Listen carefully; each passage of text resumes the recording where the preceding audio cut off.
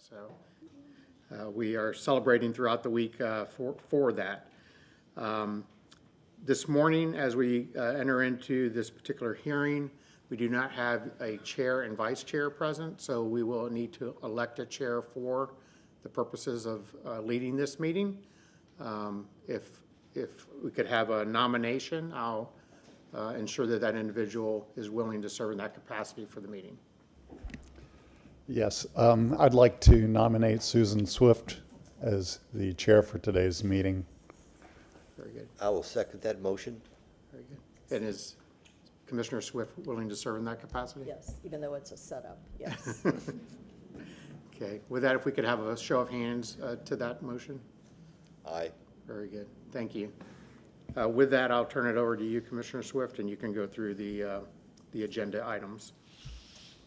Okay. I will recall the meeting to order Tuesday, July 15th.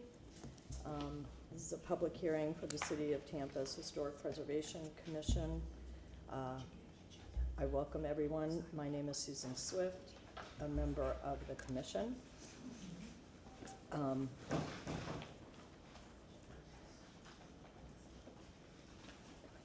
Should I do this or go to the agenda first? We would do the reading of the minutes. Okay, go to the agenda first. We need to approve the minutes. Do I hear a motion for the minutes of May 13th, 2025? I so move. I guess. I'll second that motion. Vote? Aye. Aye. All in, unanimous vote to approve the minutes for May 13th. And I'll turn it over to Mr. Fernandez for announcements. Good morning once again, Commissioners. Dennis Fernandez, Architectural Review and Historic Preservation Manager. I wanted to start out by welcoming our two new commissioners to the Historic Preservation Commission. Stephen Sutton, returning, previously served on the commission for many years, and more recently on the Architectural Review Commission, and has graciously agreed to donate his time once again. He is serving in capacity of the architectural historian, and we welcome you and look forward to working with you, Steve. And Dr. Laura Harrison, filling the archaeology position, also graciously donating her time, and we look forward to working with you and helping you in any way to acclimate to the process. Each month we do present a snapshot of preservation and progress in the city of Tampa. I think on the birthday of the city, that's something that's particularly relevant. This month we've been featuring historical markers, which are always a subject of discussion, and you see those throughout the city. So I would like Elaine to come up. She's going to present you with a short PowerPoint about the historical marker program. Good morning, Elaine Lund, Historic Preservation staff.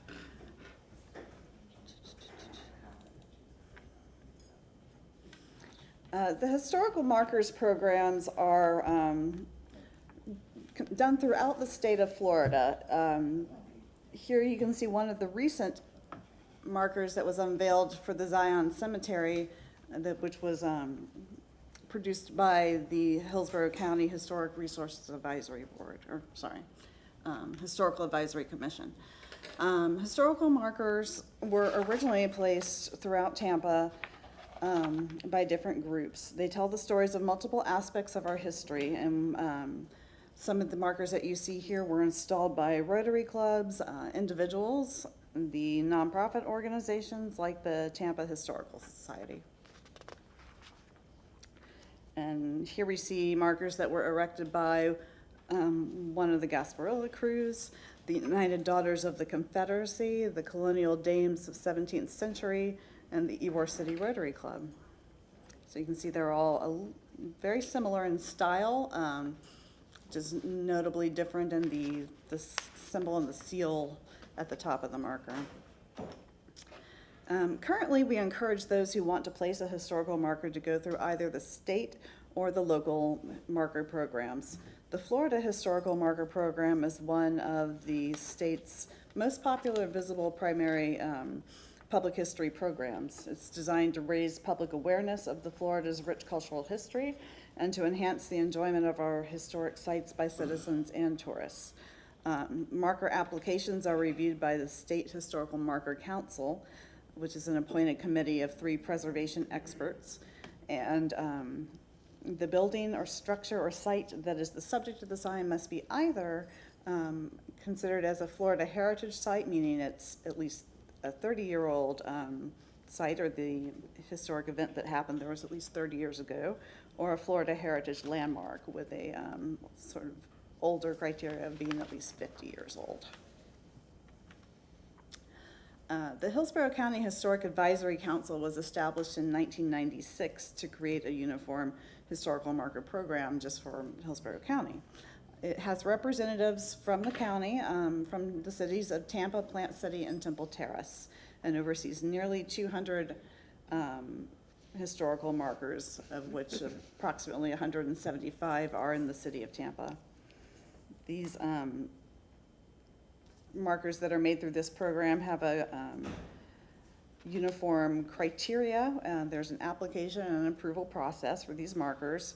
They are ensured to have historical accuracy as they are reviewed by the county historian.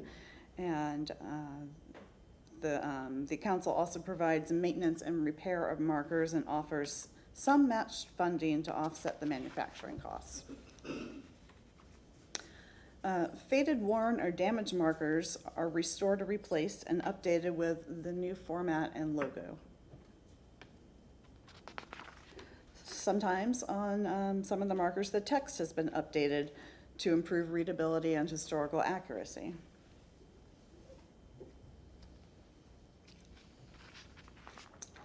Marker applications reviewed by the Hillsborough County Historical Advisory Council must be approved by the county historian, and the marker text is limited to 1,350 characters per side.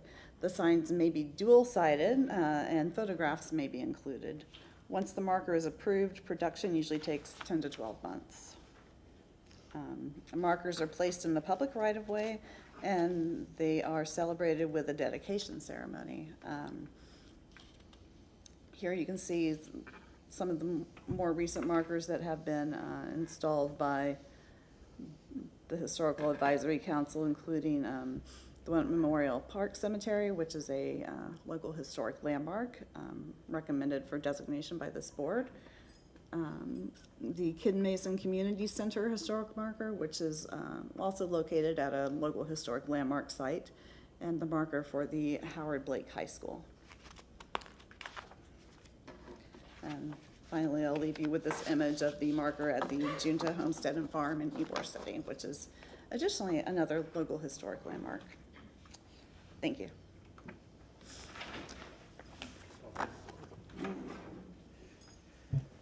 Thank you, Elaine. Moving on with the agenda, we're moved to item number 5, which is the disclosure of conflicts of interest and ex parte communication, and our attorney, Kamaria Pettis-Mackel, will lead that discussion. Good morning, Commissioners. Kamaria Pettis-Mackel from the Legal Department. Will the Commissioners please state whether or not they have any conflicts of interest regarding any of the items that are on the agenda? I have none. Thank you. Additionally, will the Commissioners please state whether or not they've had any ex parte communications regarding any of the items that are on the agenda? I have none. No. I have not. Thank you. Thank you. In that we do not have any continuations to act upon this morning, we'll now move to the swear-in. Anyone in the audience who's going to be presenting, providing public testimony or public comment, if you could please stand and raise your right hand so that Ms. Guzman can administer the swear-in.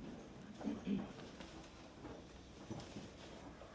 you solemnly swear or affirm that the testimony you'll be providing today is the truth, the whole truth, and nothing but the truth? I do. Thank you. You may be seated. Mr. Fernandez, if Commissioner Swift, if she could just go through the rest of the hearing process for the public. Sure. Okay. If you are here to present a request, please be thorough but concise. At the microphone, please identify yourself and your relationship to the project before beginning your presentation. The commissioners will not ask any questions during your presentation. The staff will briefly introduce the application. Applicants and staff shall have the right to give testimony and to present witnesses and documentation. Time shall be limited to 30 minutes. Staff will then present the staff report. We will then ask for public comment. If you speak, please state and spell your name clearly. If you are here to speak for or against a project, your time will be limited to 3 minutes. So take time now to summarize your comments because 3 minutes goes by very quickly. Following public comment, the applicant will have 5 minutes for rebuttal. The commissioners will ask questions of the applicant and staff. The public hearing will then be closed. The only comments that will be allowed after the hearing is closed will be in response to any questions from the commissioners. The commissioners will then discuss the case and will make their decision based on the city ordinance, chapter 27 of the zoning code, and the testimony given at the public hearing. The commission can only act on items that are within our specific jurisdictional responsibility. Owner agents are independently responsible to obtain any appropriate permits and/or approvals. If you haven't already done so, please silence your cell phones. And we've already introduced our commissioners, our other commissioners, and although I'm not sure we introduced Mr. Gibson. I'm Mr. Gibson. And our staff, some of them you've already met: Dennis Fernandez, Elaine Lund, Alexis Guzman, Heather Bonds, and Kamaria Pettis-Mackel, our attorney. And with that, I will turn it over to Mr. Fernandez. Thank you. Just as we engage in the agenda review, there are 2 items on the agenda, HPC 2520 and HPC 2525. They are related to the same property. Ms. Lund will begin the discussion on HPC 2520 and present a PowerPoint providing you with the scope and context of that particular application. Following her presentation, the applicant's agent will address the basis of their response to the application that was provided under 2520, and then we'll go through the sequence of the hearing as the Commissioner Swift had indicated. Depending on your action for that particular item, we'll determine if it's necessary to move on to the review of HPC 2525.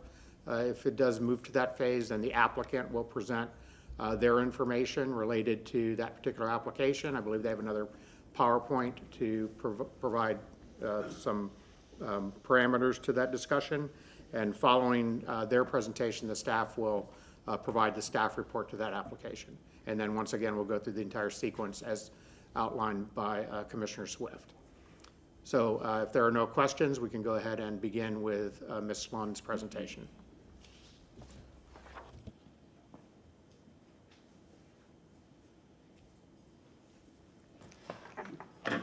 Elaine Lund, Historic Preservation Staff.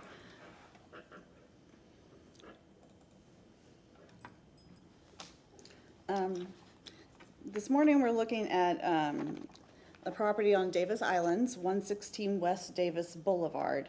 This is a circa 1926 building for a residence constructed in the Mediterranean Revival style. Here you can see some of the, one of the original drawings for the house. We're here today because the applicant has submitted a request for demolition for this property. Section 27260A of the City of Tampa Code provides that the HPC administrator review all demolition permit applications for any building, site, structure, or object that is 50 years old or older to determine whether it meets the criteria of Section 27260B1. And if it does, the application must be reviewed at a public hearing. One of the criteria that we'll see here in section 27260B1 is that it be a building, site, structure, or object of architectural, historical, or archaeological significance that is listed in the National Register of Historic Places, or that meets the criteria for individual listing on the National Register, but which has not been locally designated, or that is identified as contributing to a historic district that is either listed or pending for listing in the National Register, but which has not yet been designated locally. For this particular property, the demolition application was submitted on March 25th of 2025. After reviewing the property, prior to issuing the demolition permit, the HPC administrator determined that the property was listed in the National Register of Historic Places. It was done so on August 3rd, 1989, as one of the Mediterranean Revival-style buildings of Davis Islands. As such, this review for the demolition under Section 27260 was scheduled to be heard on the May 13, 2025 Historic Preservation Commission public hearing, and notice for that was completed by April 11th of 2025. In May, the public hearing was continued to today, July 15th. The multiple property listing for the Davis Islands Mediterranean Revival style structures is something you can consider as sort of an umbrella designation. The multiple property listing provides the criteria for which buildings under that umbrella designation can be listed in the National Register, and then each building that's listed under this thematic or umbrella group is considered to be listed individually in the National Register of Historic Places. So the criteria for being listed as part of the Mediterranean Revival style buildings of Davis Island included that they be built between a certain number of years, which was the initial phase of construction on the islands. It's between 1926 and 1932, and that they featured the Mediterranean Revival style of architecture, or be a good example of it. So initially, I believe, trying to see where I have this little bit of information, but initially it was, I believe 21 buildings were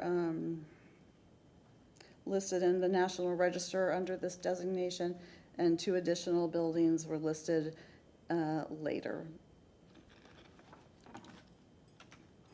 This is an aerial map showing you a portion of Davis Islands with the property that we're here to discuss today outlined in red. You can see that it is off West Davis Boulevard, and the property does face West Davis Boulevard. It's at the intersection of Danube Avenue and Baltic Circle is just to the west of the subject site. So property is surrounded on 3 sides by streets. This is the 1926 Sanborn Company map showing the building as it, the footprint of the building as it sat by then in 1926. You can see that the red indicates that it's a masonry structure, primarily a 2-story dwelling with some 1-story wings, and there's also shown a 2-story garage which faces Baltic Circle. This is an aerial view of the site, sort of facing west, so you can see the east elevation or the front of the house, and you can see how the property is laid out. This is accompanied on your screen by a site map, which is taken from the National Register nomination form for the property. In between the 2-story garage building and the primary house, there is an enclosed courtyard surrounded by a low masonry wall. And here you get a different view. We're looking sort of east in an aerial photograph. So you can see the varying roof line, the definitely asymmetrical form of the building, and the garage as it faces Baltic Circle there. This is the front or east elevation of the property.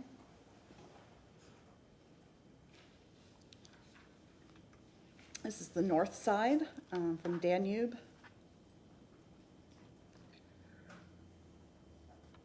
This is the rear or west elevations, and we're looking from Baltic Circle at the house, and the courtyard and the accessory structure. And this is the south elevation, so we're back on Davis Boulevard looking sort of northwest of the house here. This is a 1926 photograph of the subject site.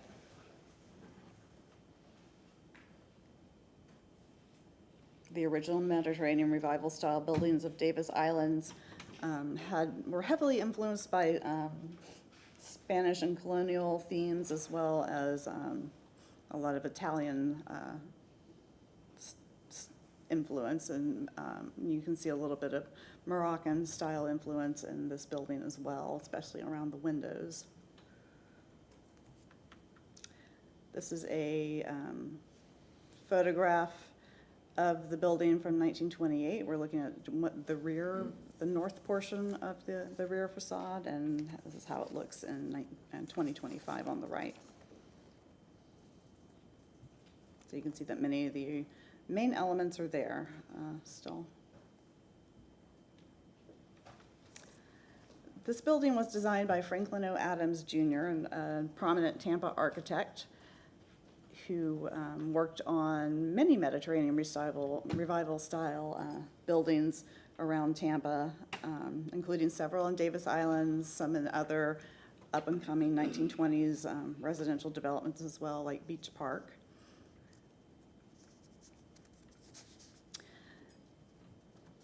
The building typifies the Mediterranean Revival style in its barrel clay tile roofing, its stucco finish and cast stone elements, the staggered chimney stack, casement windows, the decorative tiles, and the wrought iron details.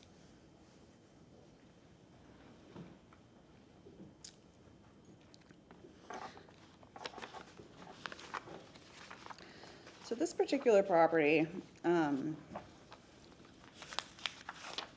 is associated with David Paul Davis, who's the developer of Davis Islands. Davis was born in Green Cove Springs, Florida, which is a little bit, I believe, west of Jacksonville. Around the age of 10, Davis and his family moved to Tampa. As a young adult, he lived in Jacksonville, where he married Marjorie Merritt, and they moved to Miami in 1920, where Davis's real estate career took off. In Miami, Davis was strongly influenced by developers like Carl Fisher, who's known for transforming the swampy strip of land off the coast of Miami into Miami Beach by dredging Biscayne Bay and building up its residential areas.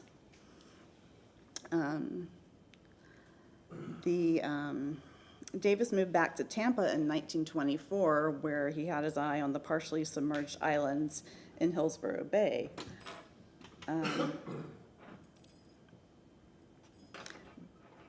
The development of Davis Island required the dredging of Hillsborough Bay and the building up of the original grassy islands. Before Davis Islands was completed, he also began work on Davis Shores in St. Augustine. While neither project was...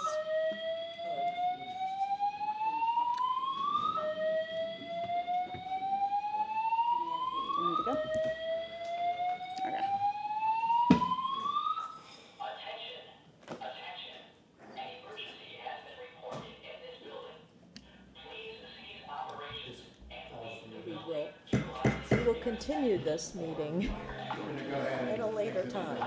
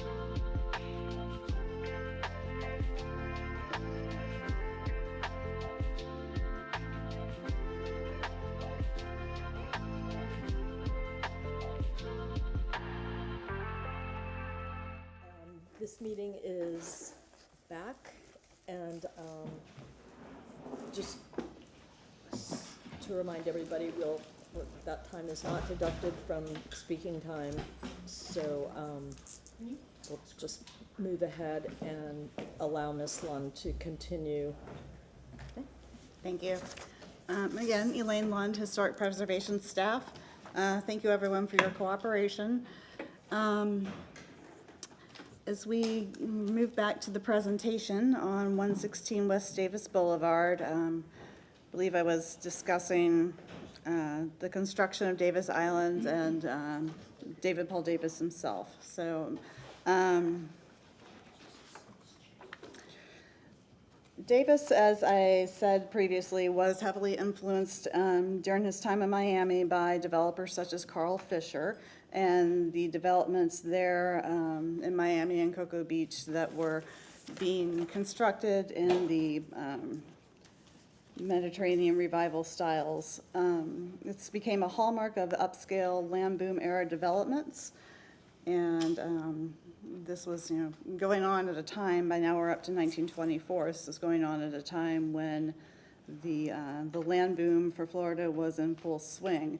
Residential properties were selling quickly, and when Davis returned to Tampa and acquired the privately owned Big and Little Grassy Islands and began to develop them, he was able to sell out the first 300 available lots just on October 4th of that year within just a matter of hours. This boded well for the future of the Davis Islands development.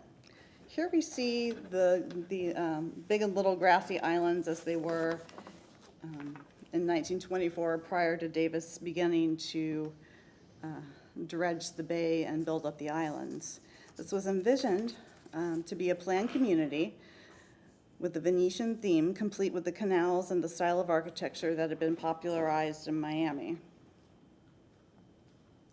In this 1926 photograph, you can see quite a bit of development that had occurred on Davis Island within just a span of probably under 2 years. With this photograph, you can see that the Tampa Municipal Hospital was under construction, although not open for a few more years. The layout of the roads throughout the islands, the winding roads, the canals that were built into them to provide water access to many homes, and if you can figure out which streets are which, you can see 116 West Davis Boulevard clearly on the left, not quite lower, middle-ish side of the screen there.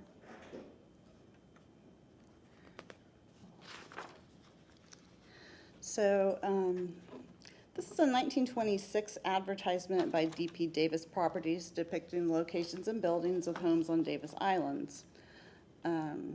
The particular property that we're looking at today is called out in number 18.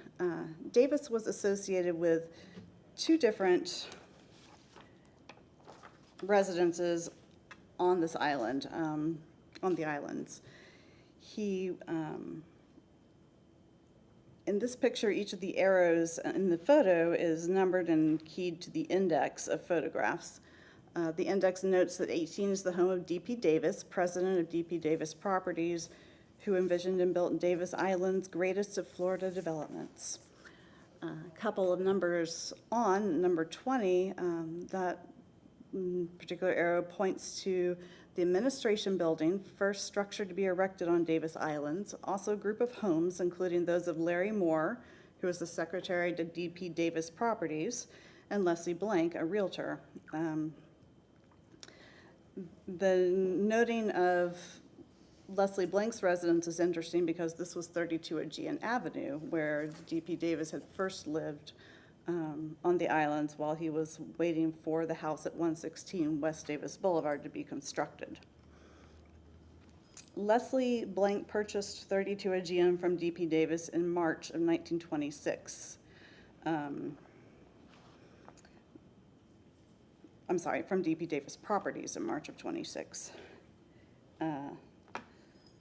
So just to give you a little kind of breakdown of where Davis was, he was in the middle of his, toward the end and the beginning again of his second marriage.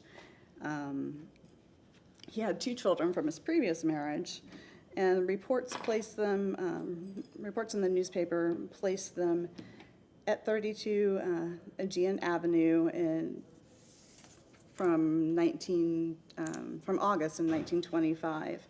The company, the D.P. Davis Properties, purchased 32 Aegean from the builder and announced that he would occupy the home until his new residence on West Davis Boulevard was completed. By March of 26, D.P. Davis Properties transferred the ownership of 32 Aegean to Leslie Blank.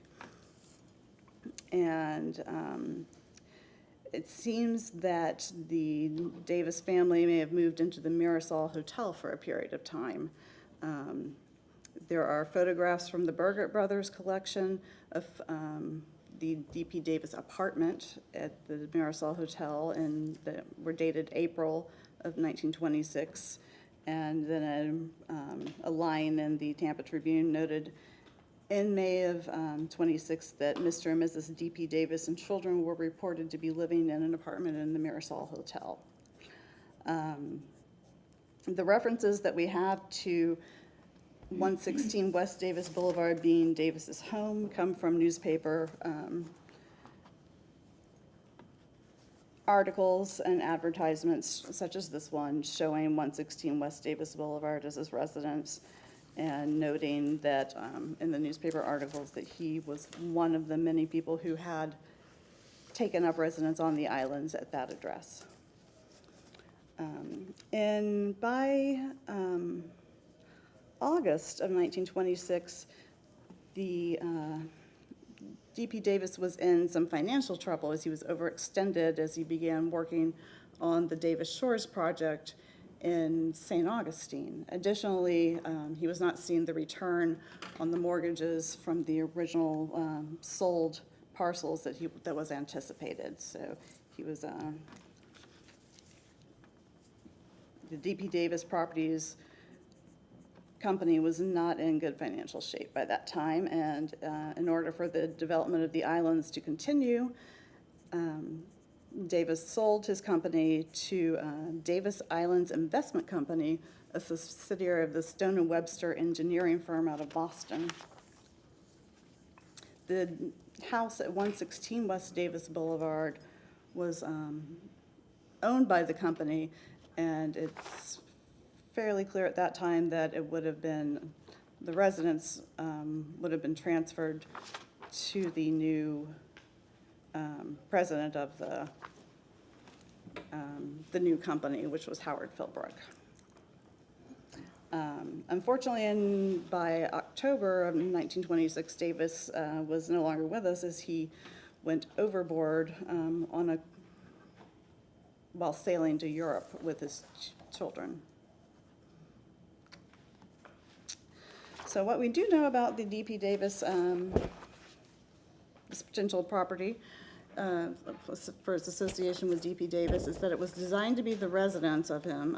We know that from the drawings, that it was intended to be his residence, and we find that this was it's an extant example of Davis's vision for the islands and its design. And it unfortunately is the only remaining residence associated with Davis in Tampa, and it retains its historic integrity. So to take us back to the beginning, we're here under section 27260 to review the demolition permit application for this particular property. The HPC administrator did find that this property meets the criteria under 27260B1 for being listed in the National Register of Historic Places, and as it was in 1989. So your decision that you have to make today is to look at this property and make sure that it is either eligible or not eligible for local historic landmark designation. If you determine that it's not eligible for landmark designation, then the HPC shall approve the issuance of the demolition permit.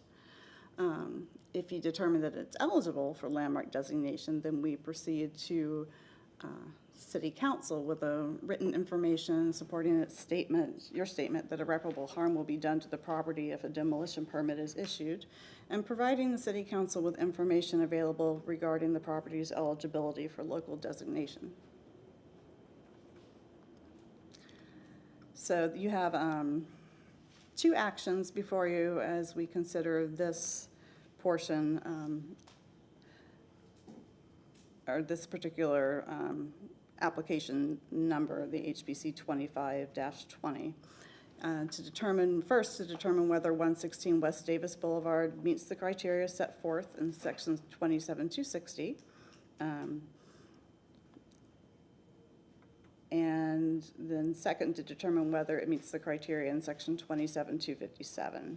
So at this point, I'll move into talking a little bit about the criteria to qualify for local landmark designation. So when designating a landmark, HPC and City Council must apply the following criteria: whether the building, site, structure, object, or district was constructed or achieved significance during the period of historic significance as delineated in the National Register of Historic Places guidelines, or is established in the nomination pursuant to those guidelines. In this case, as one of the multiple property listing buildings for the Mediterranean Revival style buildings on Davis Island, its period of significance would be 1926 to 1932, and the date of construction for this building was completed in 1926. So it falls within that period of significance.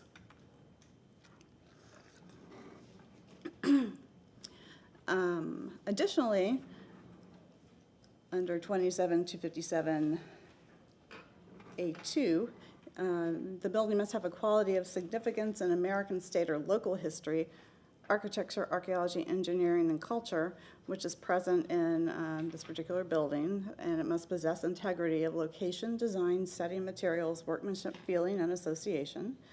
And here we have a few different criteria which reflect the National Register criteria. In this case, the National Register and the National Park Service have already determined that the building meets National Register Criterion C, which is reflected in our code and stated as follows: it embodies the distinctive characteristics of the type, period, or method of construction, or represents the work of a master, or possesses high artistic values, or represents a significant and distinguishable entity. The National Register nomination states that this particular building is eligible under this criterion in the area of architecture as an excellent example of the Mediterranean Revival style. For the local designation,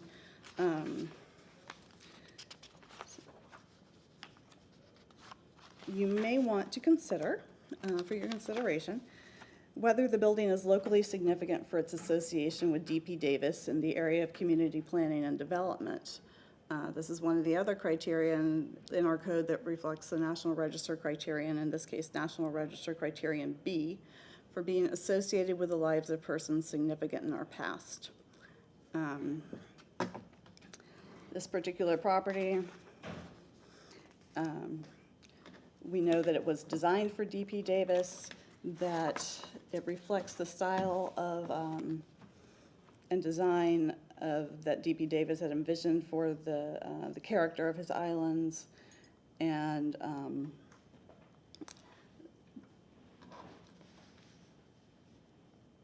that it is one of the few remaining original buildings left on Davis Islands, and it's the only one that still remains in the city that's associated directly with Davis's life.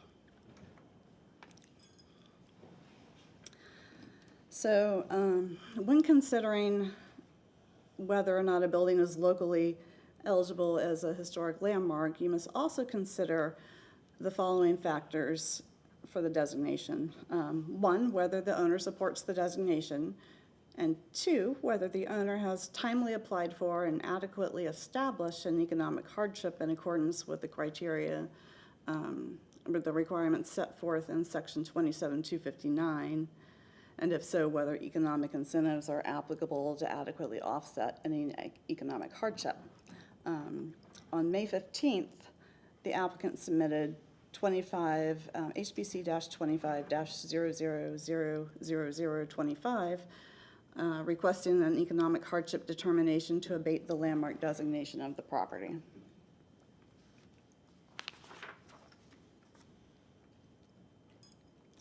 Some staff findings include that the demolition permit application for this property was submitted in March, and the property was listed in the National Register of Historic Places in 1989, requiring this particular public hearing prior to demolition. The demolition, staff finds that the demolition would result in irreparable harm to the property, and under section 27-257, that the property meets the criteria for local historic landmark designation as called out in subsection A, but not the criteria in subsection B, or sorry, C. So your second action under this particular case number is to determine whether 116 West Davis Boulevard meets the criteria set forth in sections 27-257. If you find that it does meet the designation criteria, then if it does not meet the designation criteria, sorry, then you must issue the demolition permit. But if it does meet the criteria, there is the economic hardship application to be considered. So at this time, I will turn the podium over to the applicant's agent. And I will be available for questions a little later. Get this set up. Yeah, You wanted that one? I think so. Hey, Elaine, which button do I use to move it? I would use the arrow keys. This You know one? how to get it to. Okay, okay, I got it. Okay. All right.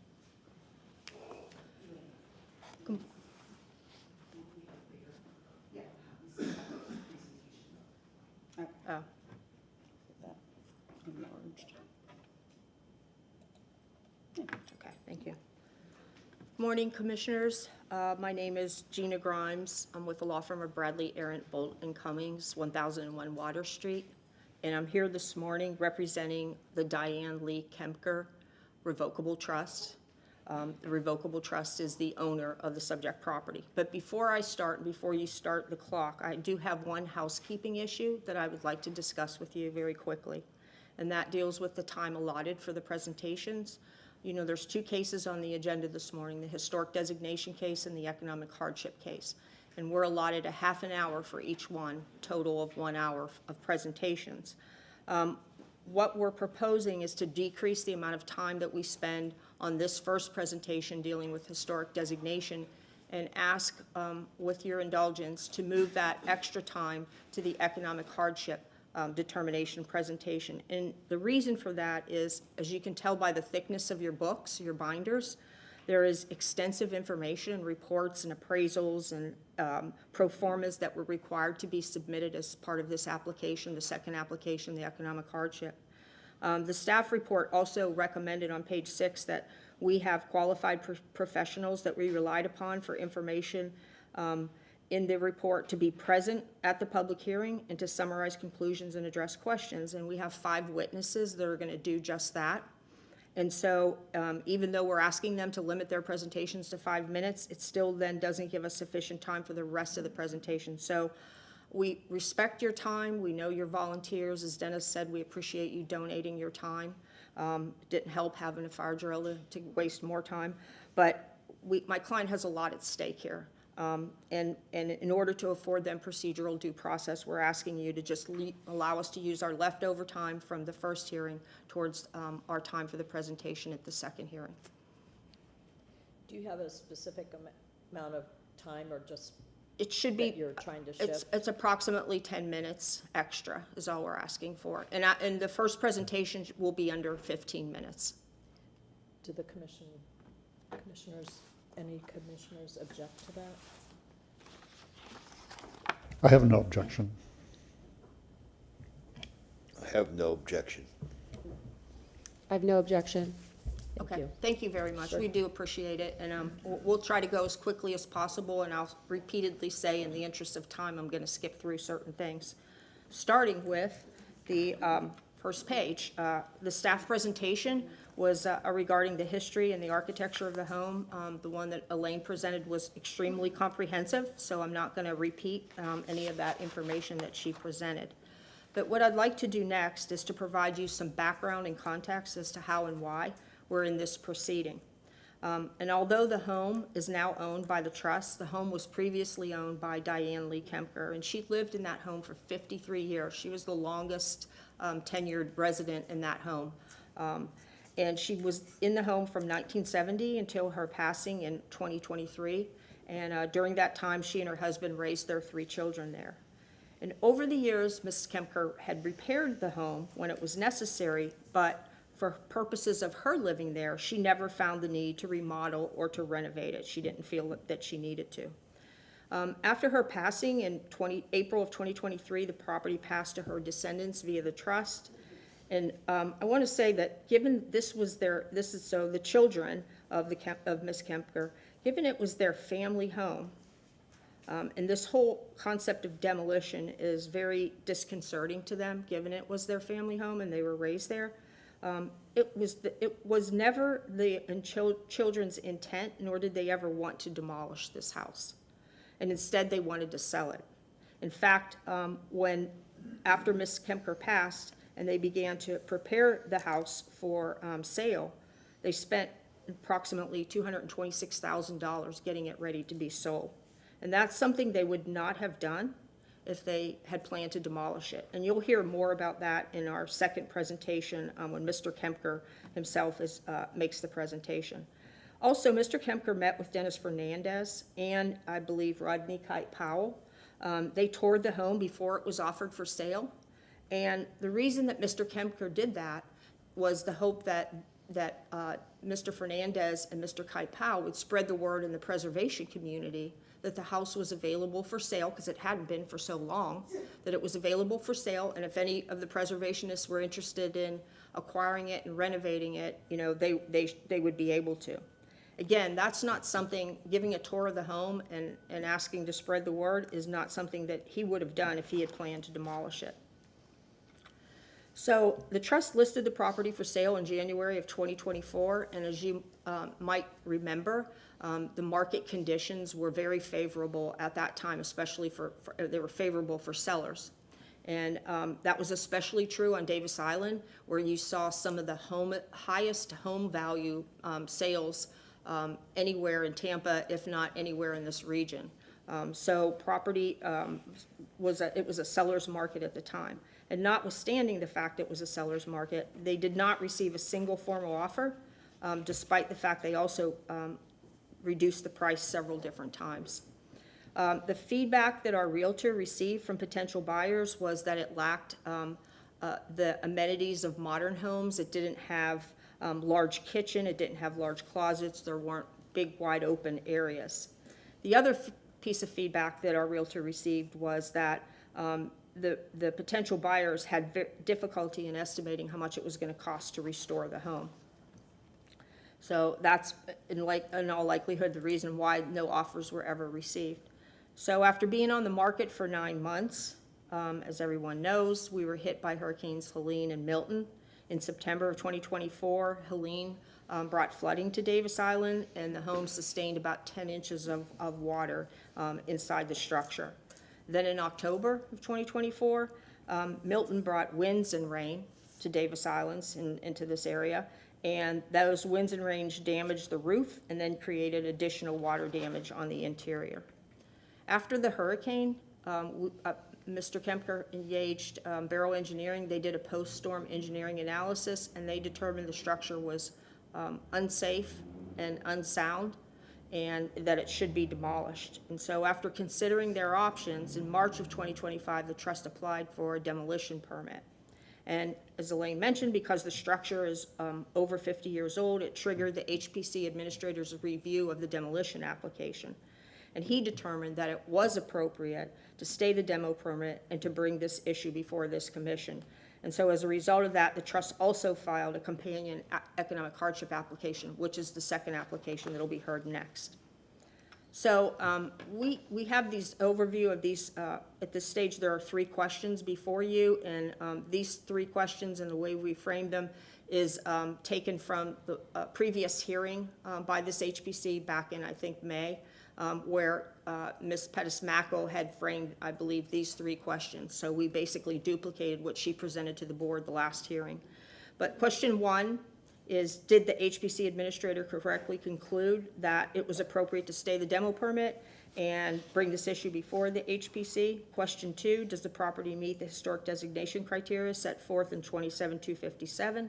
And then question 3, did the owner of the property sufficiently establish an economic hardship pursuant to 27-259?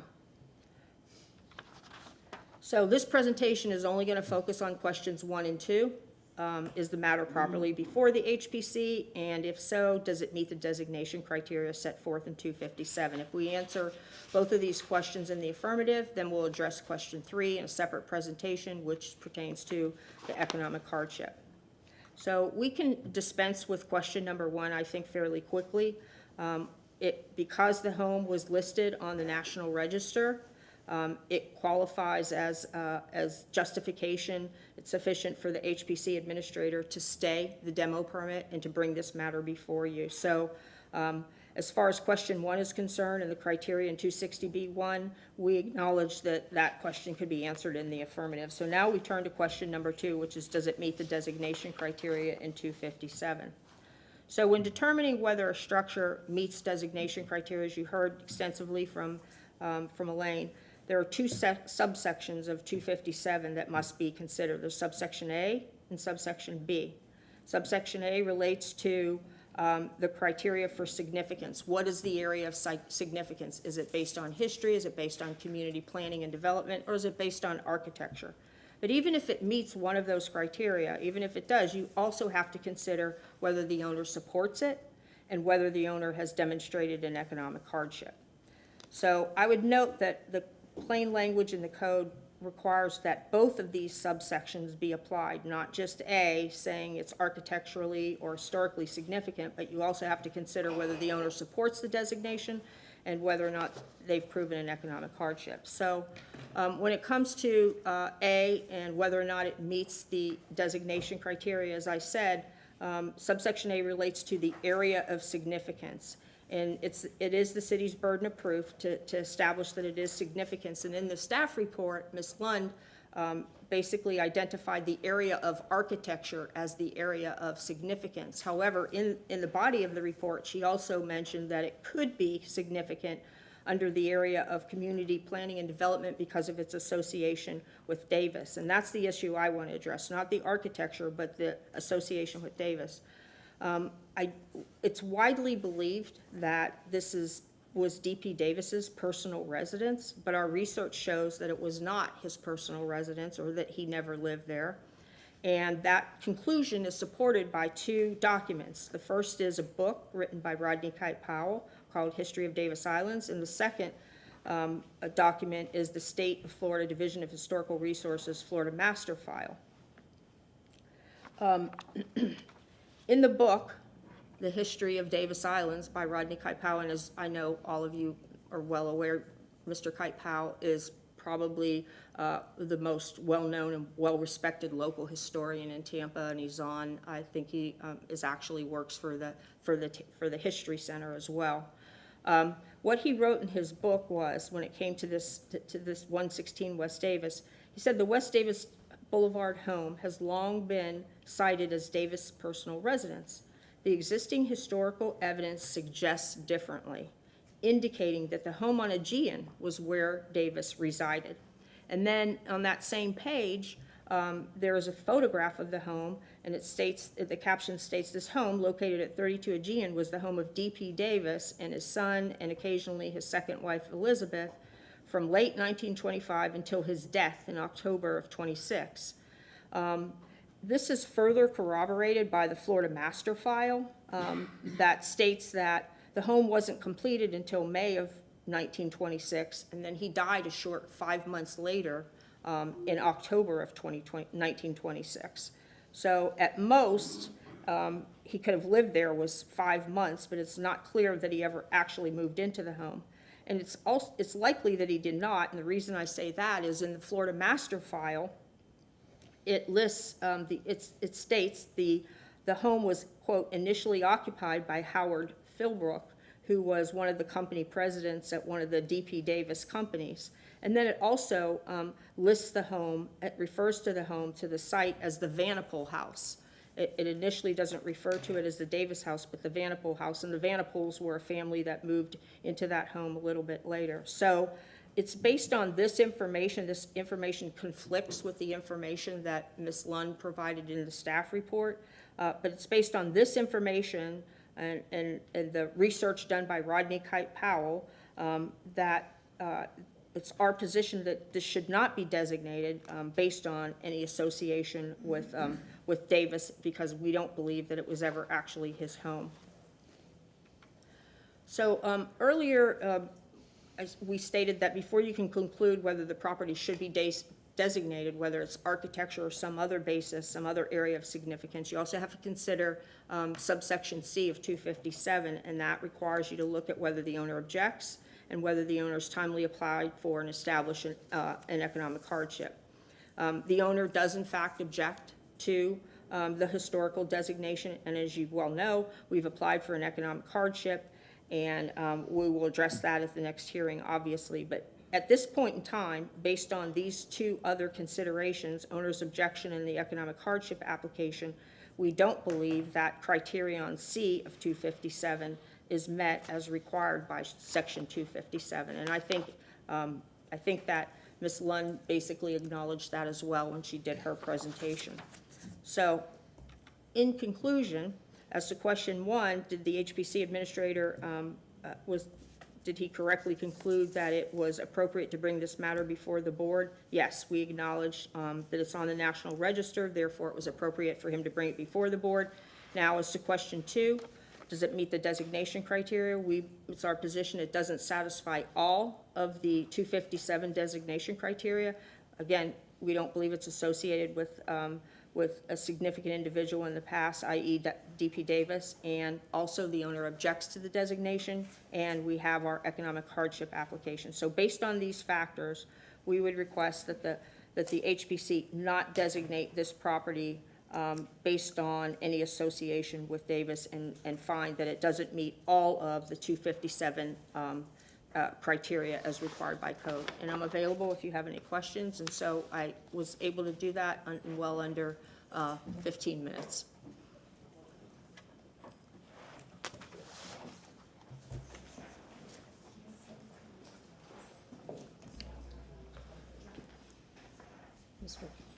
Mr. Fernandez? Commissioners, prior to asking for public comment, I did want to let you know there were 18 letters that were submitted to the staff and provided to you in your packets, and also to the applicant's agent. The letters came in, they were mainly subjected to the address and not the case number. So I'm going to go ahead and enter these into the record for both case numbers. So you do have those in your packets for review. Thank you. And now we'll open the public hearing. If there's anyone who would like to speak in favor of or opposing this application, please come to the podium. Seeing no one, I'll close the public hearing. Oh, yes, sorry. Any questions from the commissioners to either the staff or the applicant? My first question is a procedural one. Can we make a motion considering the first item about the emergency action and not preclude, ask further questioning? Or must all of our questions be at once here? Kamaria Pettis-Mackle from the legal department. It's the desire of the commission. If the commission doesn't want to have a discussion, you could certainly make a motion. That's up to the pleasure of the commission. I'm not saying I don't want discussion or questions, but we have one If you would desire to make a motion, you're welcome to do that as to item number, part one. Yes, as long as it doesn't preclude continued questions and discussion. If that's the desire of the commission. Okay. Well, I'm going to propose a motion that we address the first issue of the emergency action. And my motion is that pursuant to City of Tampa Code Section 27260B1, I move to confirm the HBC administrator's findings that the property located at 116 West Davis Boulevard is a building, site, structure, or object of architectural, historical, or archaeological significance for the following reasons. And I believe that it meets that criteria because of the first criteria, that it is listed individually in the National Register of Historic Places. Do I hear a second? I will second that motion. Any discussion? All in favor, say aye. Aye. All opposed. Motion carries 4-0. Moving right along.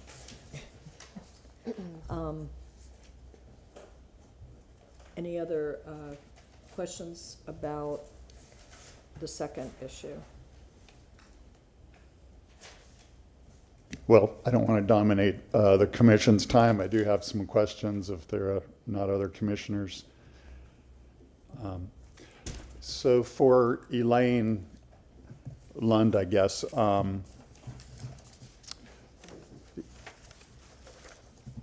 your staff report talks about meeting that the property would meet the requirements for local landmark designation based on 2II and 2III. So the first of those has to do with, if I can find it and read it from the code. So what you've indicated are that because it's associated with the lives of persons significant to our past, that's D.P. Davis, that it embodies the distinctive characteristics of a type, period, or method of construction. If I understand, that's because of the Mediterranean Revival architecture, which pretty much corresponds with the National Register nomination. But I was also wondering why not the first criteria, that it's associated with events that have made a significant contribution to the broad patterns of our history. Namely, it seems to be a real epitome of the Florida boom era fantasy development and architecture that had such a great impact on the physical state that we currently live in. I do think that's something that could be considered for its historic significance as well. We're looking directly at the association with D.P. Davis, just because that did allow for recognition of the area of community planning and development, since I think that the significance area is kind of what addresses the development's role in the history of the Florida land boom. However, this is the board's motion, so if that is something that you consider to be an appropriate criteria that this meets, then that would be something you could consider including, of course. And along those lines, I was really startled pleasantly by the aerial photo. It's just incredible to see it like that, and the overall plan of the community is so evident in that the layout of the streets and the yacht basins and all of that's in there. And I was wondering if you know who actually did the design of the land plan? I do have that information somewhere, but not on me at this time. Okay, yes. all right, that's not essential, I don't think, to what we're doing, but I was curious because that could be another now or in the future, maybe if it's someone that, is a master in the field regarded now, that might be an interesting thing to consider for future properties. And sorry, just a couple other questions. So you talked about 21 properties that were listed in '89 and then 2 more in 1990 for 23 listed on the National Register. And I was wondering if the department has any sense of how many of those are still existing. Yes, actually.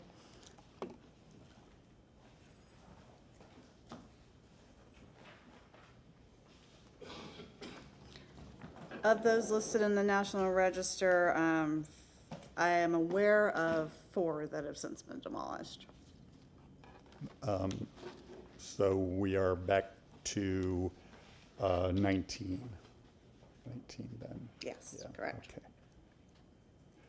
And that was quite some time ago, 1989 and 1990, when these were nominated and entered into the National Register. So I think it makes some difference when we consider the owner's standpoint. But has there ever been any effort or interest that you know of to have those designated local landmarks in that 35 years? Do you have a-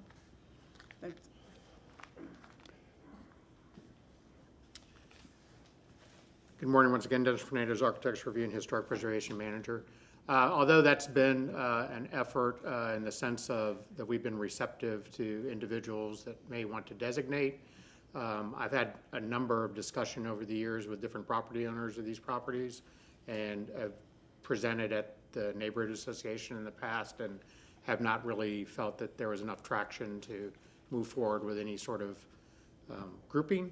But we have approached property owners when the discussions are available and we do get a level of support for their preservation by owner, but not for organizational preservation through this program. And I guess even more to the point, none of these remaining 19 houses are locally designated, is that correct? Yeah, sorry. Elaine Lund. Actually, we do have 2 of the buildings that are locally designated that are also on the National Register listing include the Palmarian Hotel and the Palace of Florence. Those are not residences, they're commercial structures. Additionally, we have 2 other buildings that are locally designated but not on the national listing, and that's the Roy Jenkins Pool and the Marjorie Park Marina Gatehouse.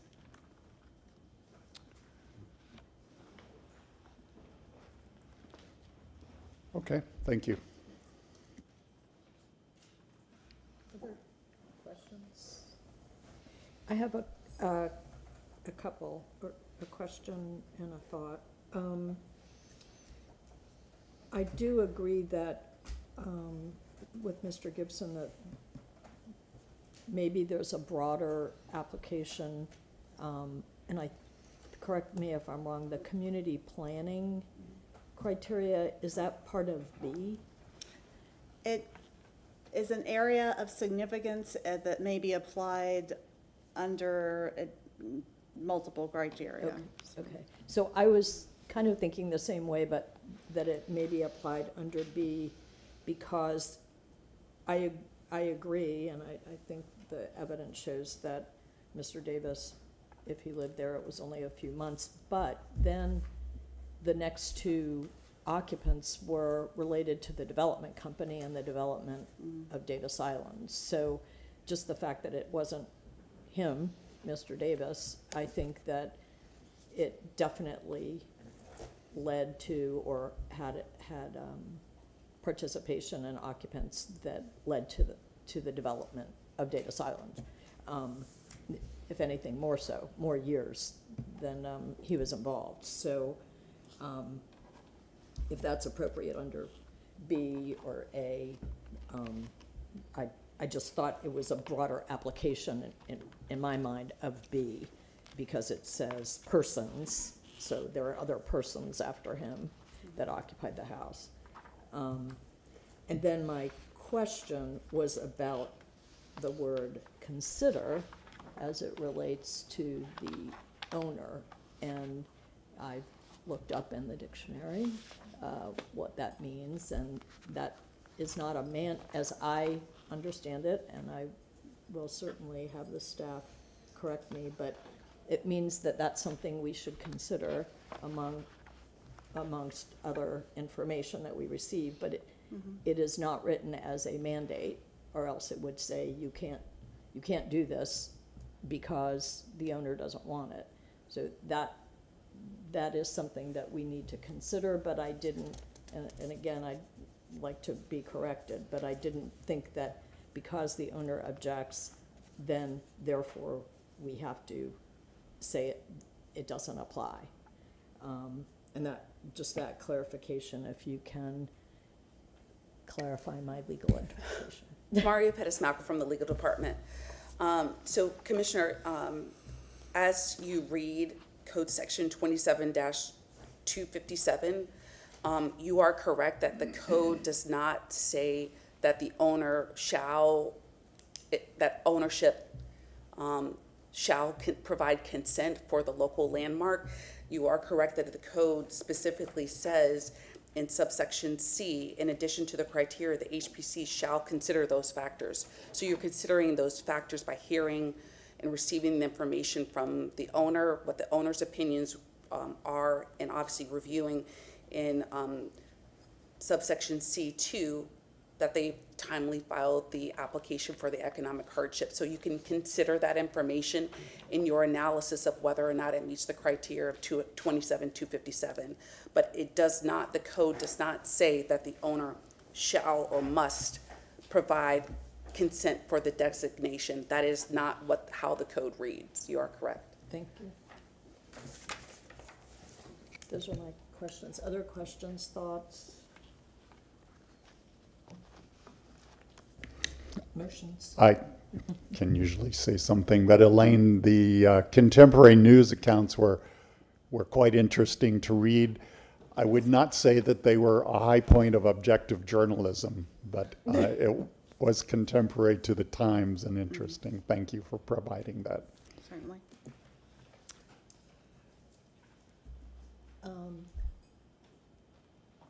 Should I close the public hearing first and then ask for a motion, or? Oh, I'm sorry. Would the applicant like to take time for rebuttal? Again, I don't disagree with the conclusion that Ms. Pettis-Malcolm provided, that it's not mandatory that the owner supports the designation, but I do think it's something you have to consider, and you have to consider why he doesn't support it, and the only reason why is because it's an economic hardship. And so that's criterion C2, which is also a consideration that you have to take into account, whether they've timely applied for and adequately established an economic hardship. And the answer to that question really won't be revealed until we have the next hearing. So I don't know if it's appropriate now for us to move into the next hearing before they answer that question, because they don't yet know whether we've established an economic hardship. So I think at the last meeting that it was decided after all the presentations had been done. And thank you. I had the same question. Kamaria Pettis-Malcolm from the legal department. Is it the desire of the commission to move into the next phase, which is HPC 25-25, that presentation? Not my desire. Okay. No, as long as we're not doing something illegal. Not mine either. Okay, so I would be open to a motion. I am prepared to make a motion. One more. Oh, yes, and I'll close the public hearing for HPC 25-00020. Thank you, Commissioner. If I could make a motion. I move to recommend Tampa City Council designate the property located at 116 West Davis Boulevard for local historic landmark designation because the property meets the criteria established in City of Tampa Code Section 27-257 for the following reasons. And I suppose I need to read them all? Is that, yes, okay.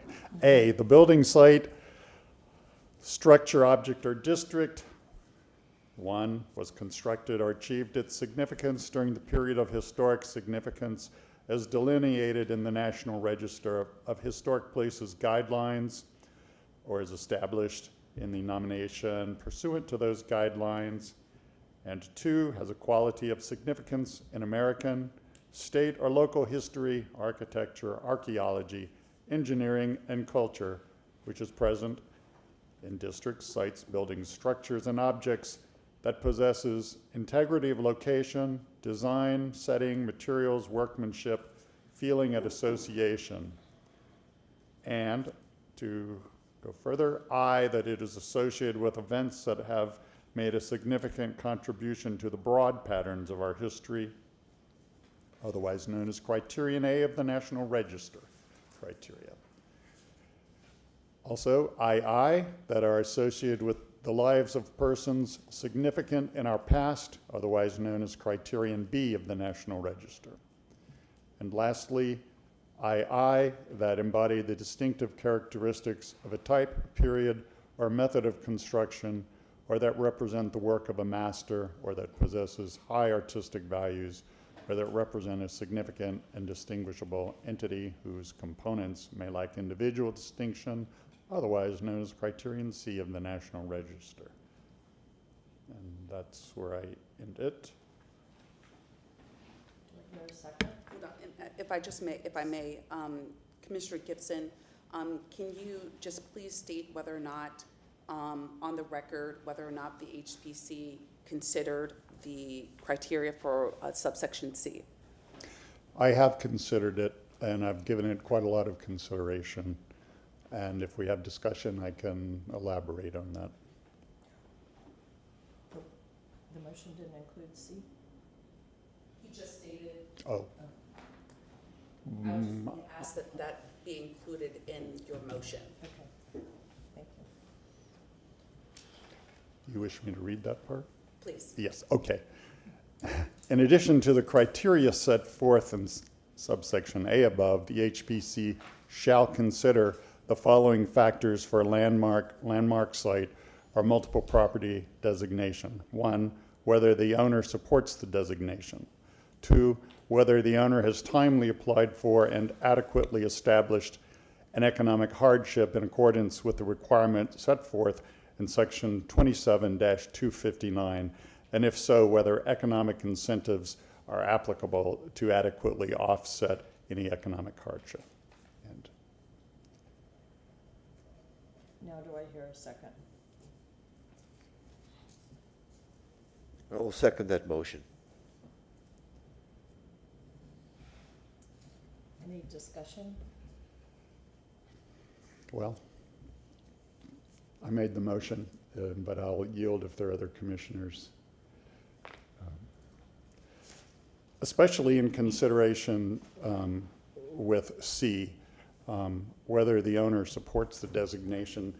I've thought quite a bit about that. I did not expect when I became a member of this commission actually to give it so much weight, because when you're on the outside looking in, it's power that is theoretical. But I own a house in Tampa, and where I live, so it's my home, and I think that I would be very cautious about having this designation or any zoning change or anything like that to my personal dwelling. So I have given that very careful consideration. The mitigating factor for me in this case is that it is not someone's dwelling or home at this time. It's been vacant for 2 years. And I'm sympathetic with the administrator of the trust. I'm the administrator of my mother's estate, and I am familiar with some of the issues, practical and emotional, that go along with that.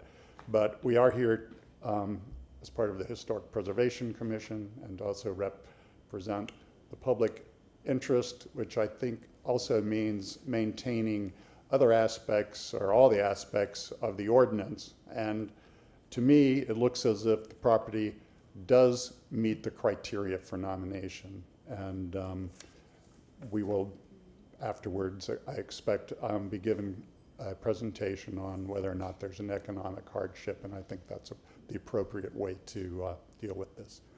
Thank you. Thank you very much. Other comments? You just need to vote on the motion. Oh, yes.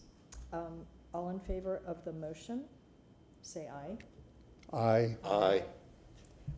Any opposed? No. Okay. The motion carries 4-0. Okay.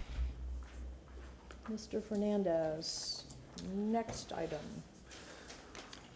So as has been discussed with this particular property, we'll now commence with the review of HPC 25000025, which is a subsection of Chapter 27, Section 259, that deals with a demonstration of economic hardship and the review of that particular condition. So with that, the applicant's agent will present their information related to economic hardship, at which time afterwards the staff will present a staff report.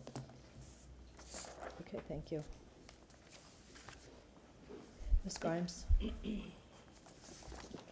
me pull up the second presentation. Click on that little screen.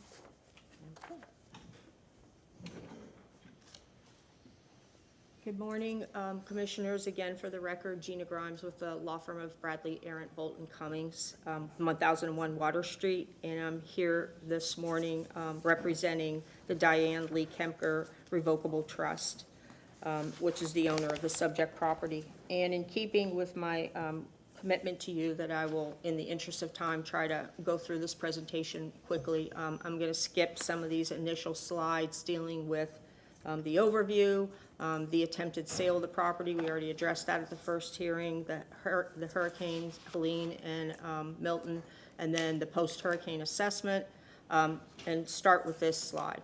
And that is our previous two presentations, or our previous presentation focused on the first two questions in these three questions that are applicable to this matter. And so this presentation, of course, is going to focus on question number 3, which is, did the owner of the property establish an economic hardship pursuant to 27-259? So the applicant did apply for the economic hardship after it was brought to our attention that Mr. Fernandez was going to bring this matter before the board.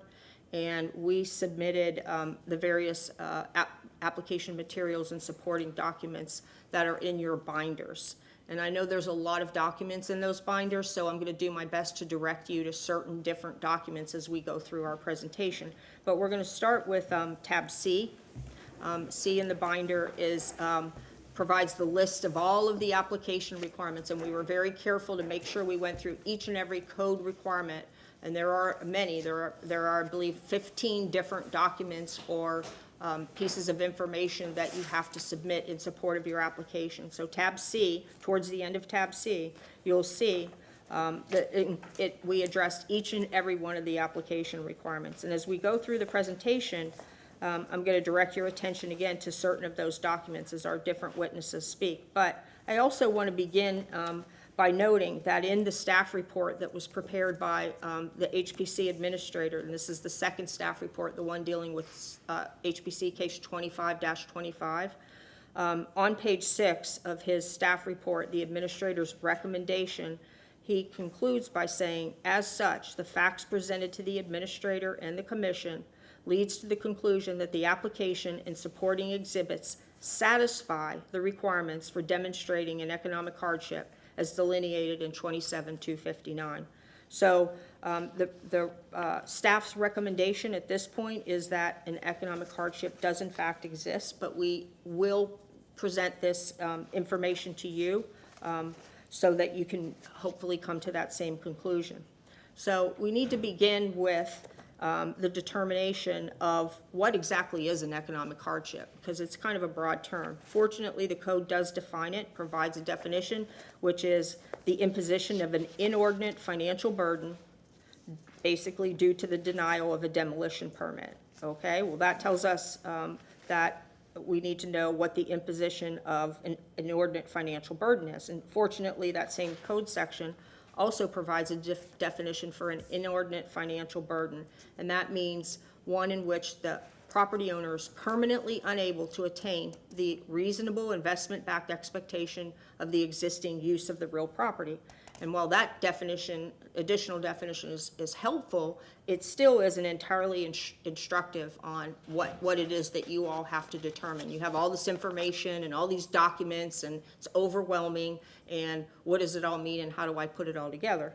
Well, fortunately, section 259, 27-259F sets forth various factors that you have to give the greatest weight to. And we've included here a partial list of all of those factors, but I've highlighted one of them, and that's the relation of the fair market value plus the rehabilitation costs. You weigh that against the fair market value of the structure after rehabilitation. So this is probably the most objective of all of the criteria, because it gives you actually an equation that you can insert variables in and then come to a conclusion. And a lot of our testimony is gonna focus on that, is the value of the property plus the rehab costs versus the value of the property after rehab. And I think that you will find, when you hear all of our witnesses, that we've demonstrated that an economic hardship does exist, because we will clearly show that the value of the property plus the cost of repairing and restoring the home exceeds the value of the property once rehabilitated. And what are the causes of the hardship and the inordinate burden? I just want to preview a couple of the issues that created all of the significant costs that were incurred. And it's the significant cost, expense, and time required to restore the home. We have structural concerns. We had asbestos removal that we had to address. We have flood damage from Hurricane Helene, wind damage from Hurricane Milton, mold issues that are associated with both hurricanes, and then the cost to elevate the home. So now we're going to move on to our experts. We have 5, including the trustee. We have five. We have an engineer that's going to do a damage assessment, a contractor that'll do a cost estimate to repair. We have an appraiser who will address the value of the property before and after renovation. Not listed on here is our realtor, who will discuss the estimated market value of the home if renovated and sold. And then last, we have my client, Harry Kemper, who's the trustee of the trust, who is going to address for you that economic hardship calculation that was highlighted on my last slide. So with that, I'm going to call up Mr. Leo Cannon. And Mr. Cannon is a principal project manager at Barrow Engineering. He is a professional engineer, a PE. He's also a PMP, a project management professional. Mr. Cannon is licensed in 7 states and 1 foreign country. He also has many other license and certificates, and again, he is going to testify to his damage assessment. And his damage assessment is at tab C, exhibit 1, tab 3. So tab C, exhibit 1, tab 3, and that's where you'll find his damage assessment. Mr. Cannon, you'll come up and provide your testimony.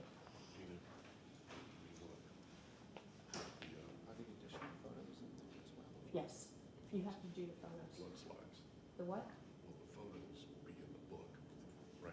You don't have those PowerPoints. I don't know what you're asking me. We have the photos, we have some specific photos that Mr. Hannon is going to address. So Elaine, can you help me get back to those, or Heather, do you know where those photos are? Those are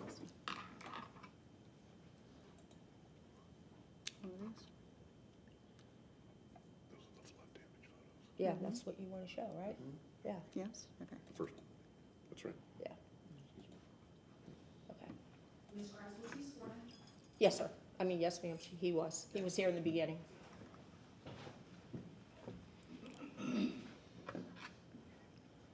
Good afternoon. I'm Leo Cannon, C-A-N-N-Y-N, of Beryl Project Engineering, B-E-R-Y-L, Principal Project Manager. In addition to being a licensed engineer, I'm also a licensed mold assessor.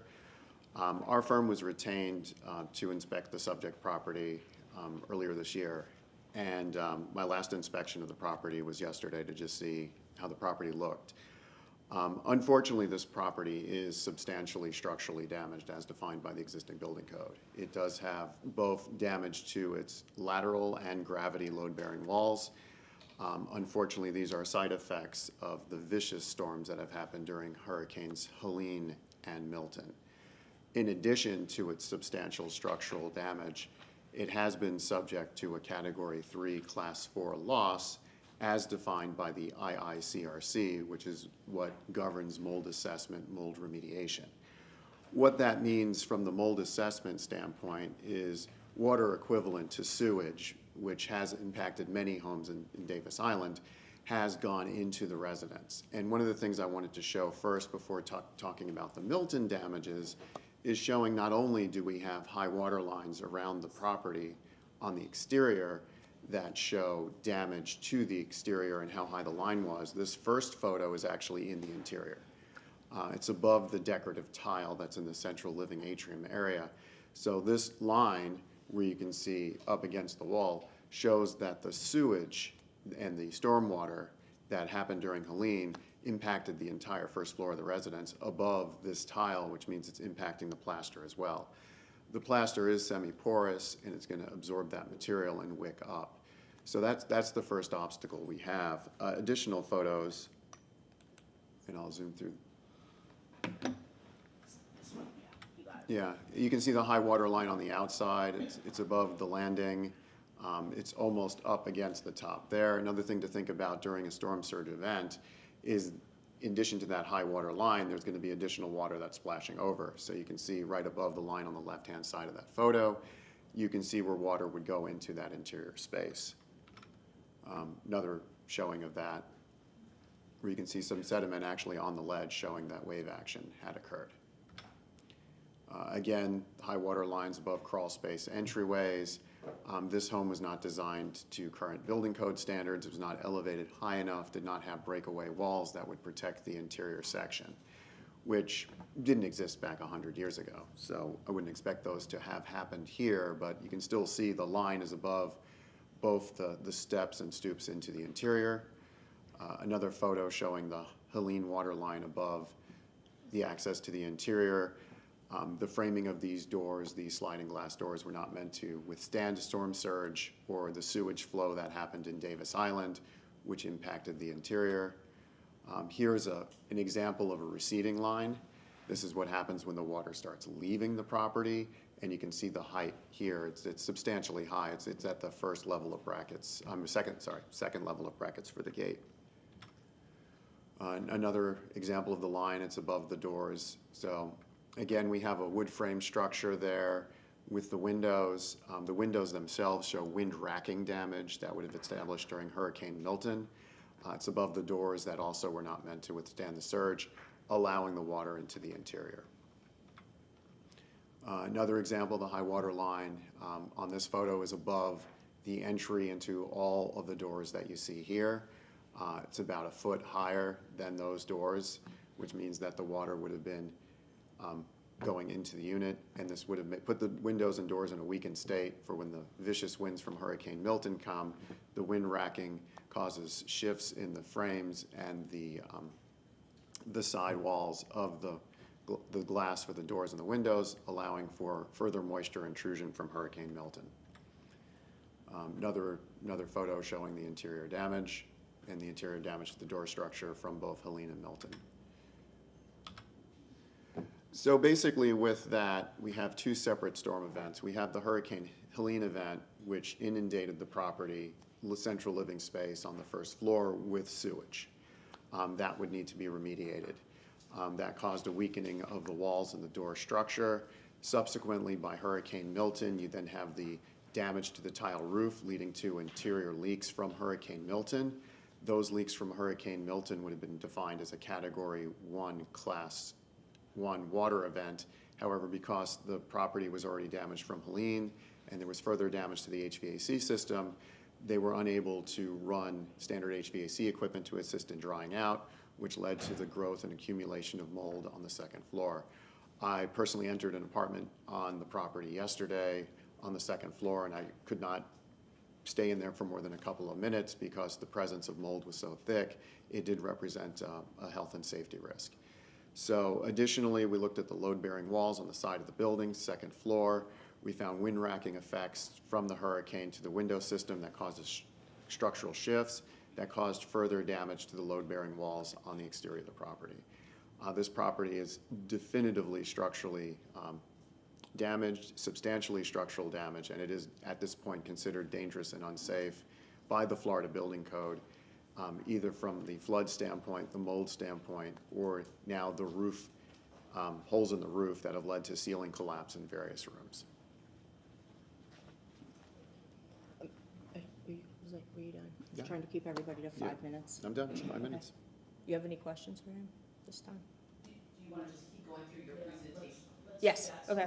Okay, next, we are going to have Ms. Jordan Lacey with NextPro Services testify. She is the general manager at NextPro Services, Inc., which is a mitigation and remediation service. Jordan is a triple master certified expert in mold, water, and storm remediation, and she's also certified by the IICRC, the Institute of Inspection, Cleaning, and Restoration.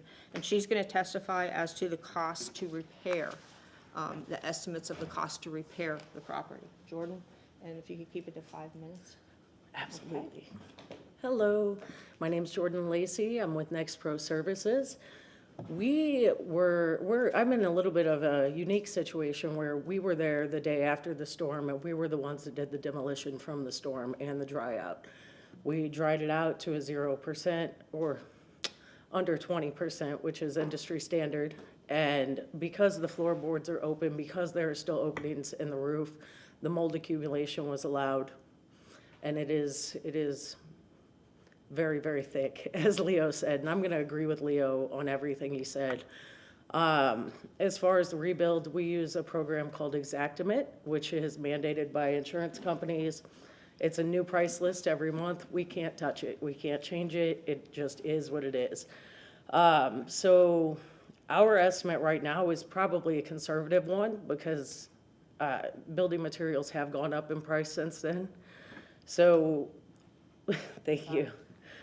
So every month that labor cost is going to go up. Every month the material cost is going to go up. So again, we use the program Xactimate. It's not inflated. It's line by line per room. It's a very, very definitive breakdown, and it's also to restore it to its historical look so that it's period correct. And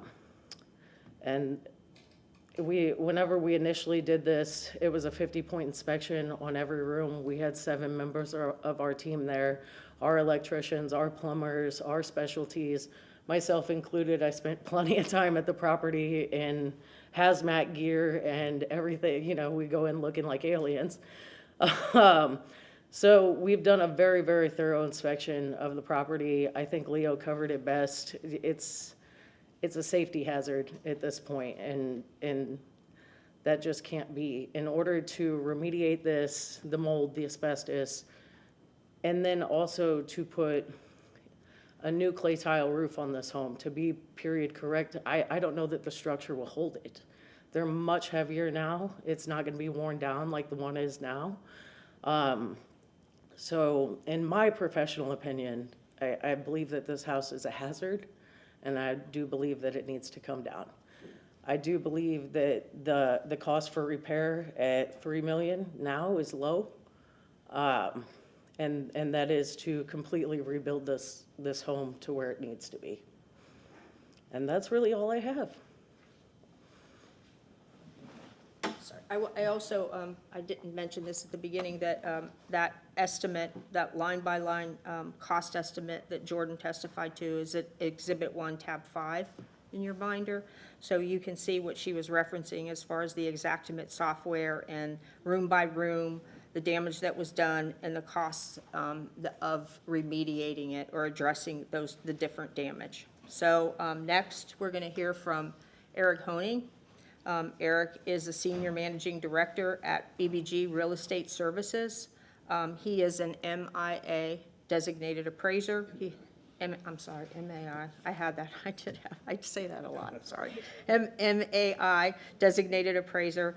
He's got 30-plus years experience in real estate and appraisals, and he's actually licensed in 12 different states as a certified general appraiser. He's going to testify as to the value of the property before and after the renovation, and his information is at Exhibit 1, Tab 7. So if you go to Tab 7, you'll see Eric's appraisal report. So with that, I'm going to turn it over to Eric for a 5-minute presentation. Hello. I think I had the easiest task of everyone here because I actually have regulations that I have to follow in order to develop a market value opinion of a property. Primarily, I'm sorry, I'm Eric Hoening, Hoening. The traditional appraisal process requires us to develop a highest and best use of the property as if vacant and as improved in order to direct our valuation processes after that. In this case, it was quite clear after review of the engineering reports as well as physical inspections of the property that the conclusion was that the highest and best use of this property as it sits is to raise the asset in favor of splitting the lot now into 2 individual lots, which would produce the highest value of that property. We verified the ability to split those lots with the city. There's enough frontage on multiple streets in order to do that. And our value conclusion was $2.8 million for the property, or $2.86 million of the property as it sits today as a vacant site. I think some of the other economies associated with the renovation of this property will show that $2.86 million is the highest amount that you would be able to get for this property because of the functional obsolescence, the condition of the property, the dangerous aspects of it, and I can testify to the market value being 2.86 based on land values on Davis Island that were very well verified, and we consider that a solid value for this property as it sits today. The bottom line is, as it sits today, as improved, it's not marketable as an asset to a home builder, someone to renovate the property because of the extensive costs associated with the renovation as well as the underlying value of the property, which will be, I think, testified to by the realtor that says, you know, overall it's worth, you know, as renovated in this market, X amount of dollars, less the cost to renovate will be far less than the 2.86 million that I've come up with. That's all I got. Okay, thank you. Next, we are going to hear from B.G. Holmberg, who was the realtor that listed the subject property. B.G. is with Smith & Associate. He's been a realtor in Tampa Bay area for 28 years. He is a resident of Davis Island, and he actually specializes in real estate on Davis Island. He's going to testify as to the market value if renovated and sold, and his report, he has a declaration included in your binder at Exhibit 3. Exhibit 3. Ms. Grimes, could I ask for one clarification? I know there's a lot more information here than what was in our original packet, but are the bottom line numbers the same? Yes, ma'am. Okay. There should not be any information in that binder that you weren't, that we didn't, we filed all that same information with the application. We didn't add anything additional to the application that we filed with the city. We just arranged it in, by tabs and so forth. But it's all the same information that was in our application. And yes, Mr. Kemper next will address the actual calculation and walk you through all the numbers. Okay, thank But you we so wanted to also set the precedent for, or the groundwork for him to come up after you've heard from his experts about what needs to be done, the damage that occurred and what needs to be done to address it. So again, next with, BG is gonna come up and testify. And again, his information is at Exhibit 3. And BG, when you're ready, you have two different slides in there, so it's right there. Good morning. My name is B.J. Holmberg, Realtor with Smith & Associates since 1997. I have sold 1,100 homes in the area. I've sold over 50 homes on Davis Island. As she said, I am a resident of Davis Island. I also happen to be one of the luxury home realtors on the island. I actually have participated in the last 3 biggest sales of homes off the water, and they are a little bit of the basis for my evaluation. I did the pre-hurricane inspection of the house in December 2023. I found the property to be very, very outdated, but potentially livable. I had the house listed in January of 2024, and we marked it as a potential restoration object. We had several showings from people who had an inkling of trying to renovate the homes. None of them were viable. No formal offers were ever made.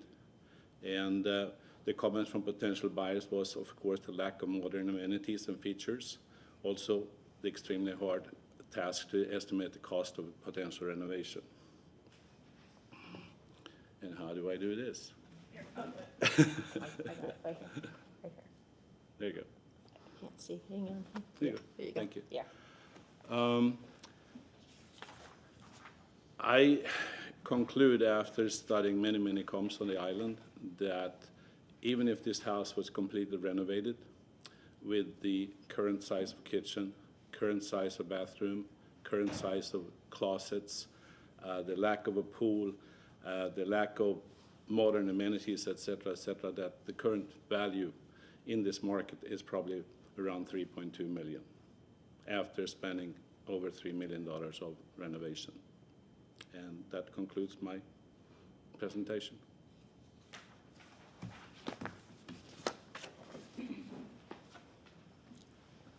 Okay, our final witness is Mr. Harry Kemper, who is the trustee of the trust.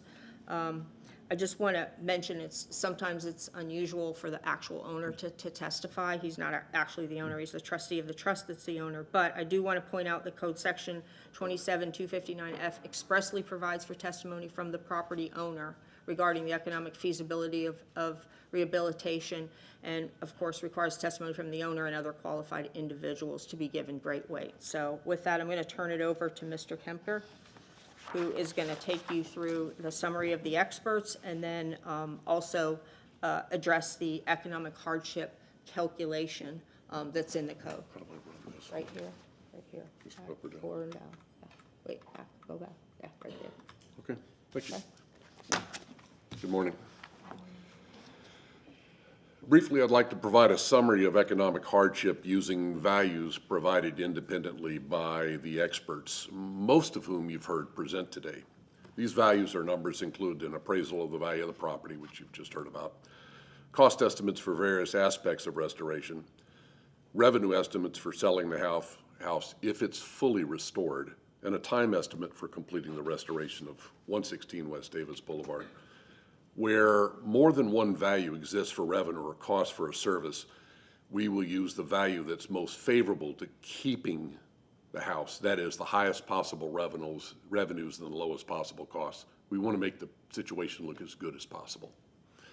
Those values include the following: $3 to $3.8 million for the sales of the restored property, for the sales value of the restored property. We'll use $3.8 million since it's most beneficial. The value of the land at $2.86 million. The cost of demolition, which is an extra number we'll just put in here to indicate we've gotten bids for demolition at $41,000. The cost of asbestos abatement, which is fairly small based on the type of asbestos issue that's in the house, $18,000. The cost of restoration, which is in excess of $3.3 million. And the cost of lifting the house at a fairly large number at $528,000. Importantly, note that lifting the house is not likely optional. The house is below the design flood elevation number of 12 feet. It's currently at 7.89 feet, so we've got to jack it up by a little over 4 feet. And the cost to rehabilitate the house exceeds the FEMA 50% amount of approximately $540,000. The appraised value of the structures on the property from Hillsborough County tax records are approximately $1,080,000, and half of that amount is $540,000. Also, on two softer notes with regard to this, it's unlikely that anyone would be interested in spending millions on restoring an unelevated house only to have it flood again. Another important consideration. And also, and if you live near the water, this may be something you'll have to deal with. It's also possible that the house will be uninsurable at a reasonable rate if it's not elevated. That's coming to Florida if it hadn't arrived already. Finally, in total, some 16 months would be required for a full restoration of the house, comprised of 1 month of asbestos abatement, including mandatory waiting periods for pre and post examination of the house by the Hillsborough County Environmental Protection Group, house lifting of a minimum of 3 months, and total foundation house repair and house restoration of 12 months. Now to the numbers. The revenue achievable from the sale of the house, if restored to its original condition, would be at a maximum $3.8 million. What you've just heard is it actually might be closer to $3.2 million. Cost would total a minimum of $6.8 million if a third party was to buy the house and restore it, yielding a return on the house of minus $3 million. And again, these costs are comprised of the elements we've heard before: land at 286, asbestos abatement, house lifting, restoration, and there's one other category called other that's listed as at $62,000. This is a separate category for what might be called carrying costs or fixed costs, including but not limited to property taxes, pest control, lawn maintenance, liability insurance, and utilities, water, wastewater, and solid waste. That amounts to $62,000 in the 16-month period. The values in the left-hand column apply to a situation where the party restoring the property paid for everything with cash. That's not the likely outcome. You're probably going to have to borrow some money. And if that's the case, the additional borrowing, if you had to borrow all $6.8 million, would be an additional $400,000, which is shown on the right-hand side of the page. So the actual cost of restoration for most parties would likely be in between the $6.8 million and $7.2 million. Importantly, note that this message is not likely to change if there's a problem with the cost estimates. $3.3 million sounds like a big number. Suppose, for example, if the actual cost of restoration was decreased by $2 million, a 60% reduction. We'd still be negative by $1 million. The bottom line is that no party will ever be able to squeeze $3 million out of the cost to make this restoration economically viable. Now you may say, well, the trust already owns the property, so let's take the $2.86 million out. You already own the land. In which case you're still negative about $150,000. And listening to Mr. Holmberg talk, instead of the $3.8 million, if you're only going to get $3.2, you're still negative about $600,000 or $700,000. You can't make this come to be profitable. A couple items about what we've done with the house after my mother died. The beneficiaries of the trust agreed that selling the house as is was the correct thing to do. A cataloged 1,800 hours have been spent cleaning and preparing the house for sale. $226,000 have been spent, some of it my money directly, in order to maintain and improve the house to keep it in a modestly saleable position from April 23 to December 24. The house has been painted. The air conditioner's been repaired several times. Plumbing's been repaired. Hurricane restoration was completed. And that was done, that hurricane restoration was done so that we didn't fall into a condition where we were deemed to not be caring about the house.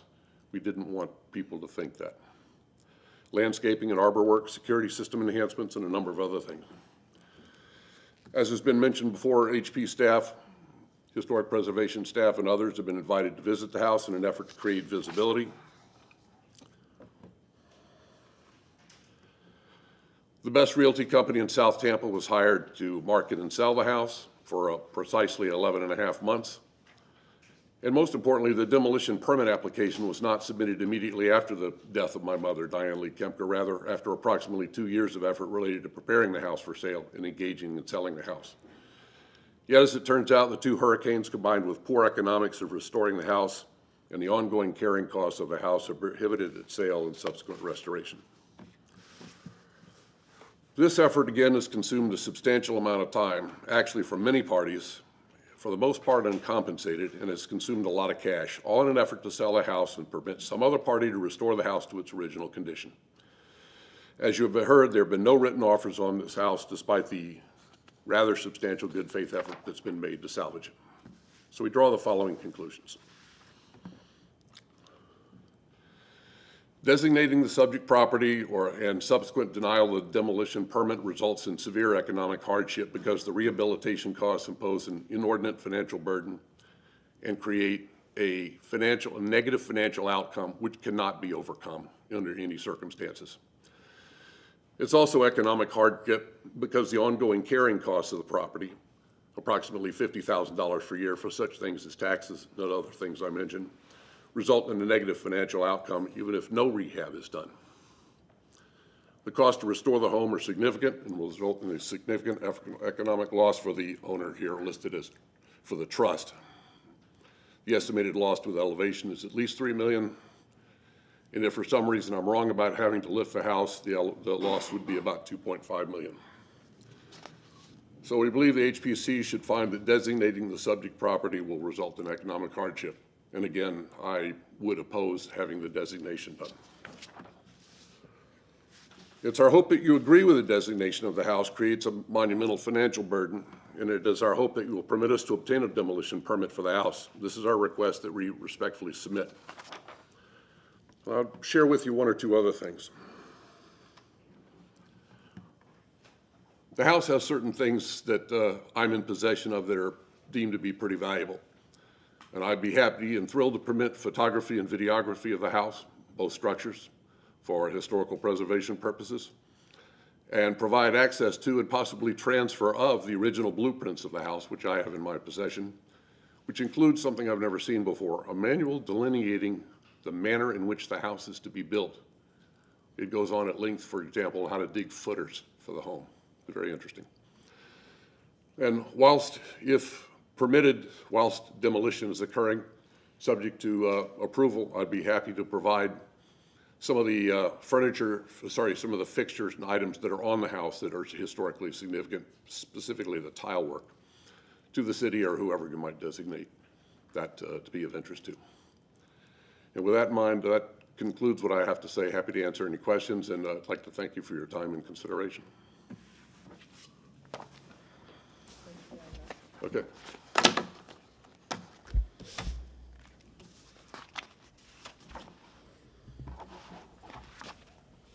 Is that the conclusion of your presentation, Ms. Grimes? Yes, ma'am. That is the conclusion of our presentation. I want to make sure of a couple things, and that is that I want to make sure our PowerPoint gets submitted into the record, and I also need to make sure that the photographs that Mr. Cannon evaluated that are on a thumb drive are also part of the record.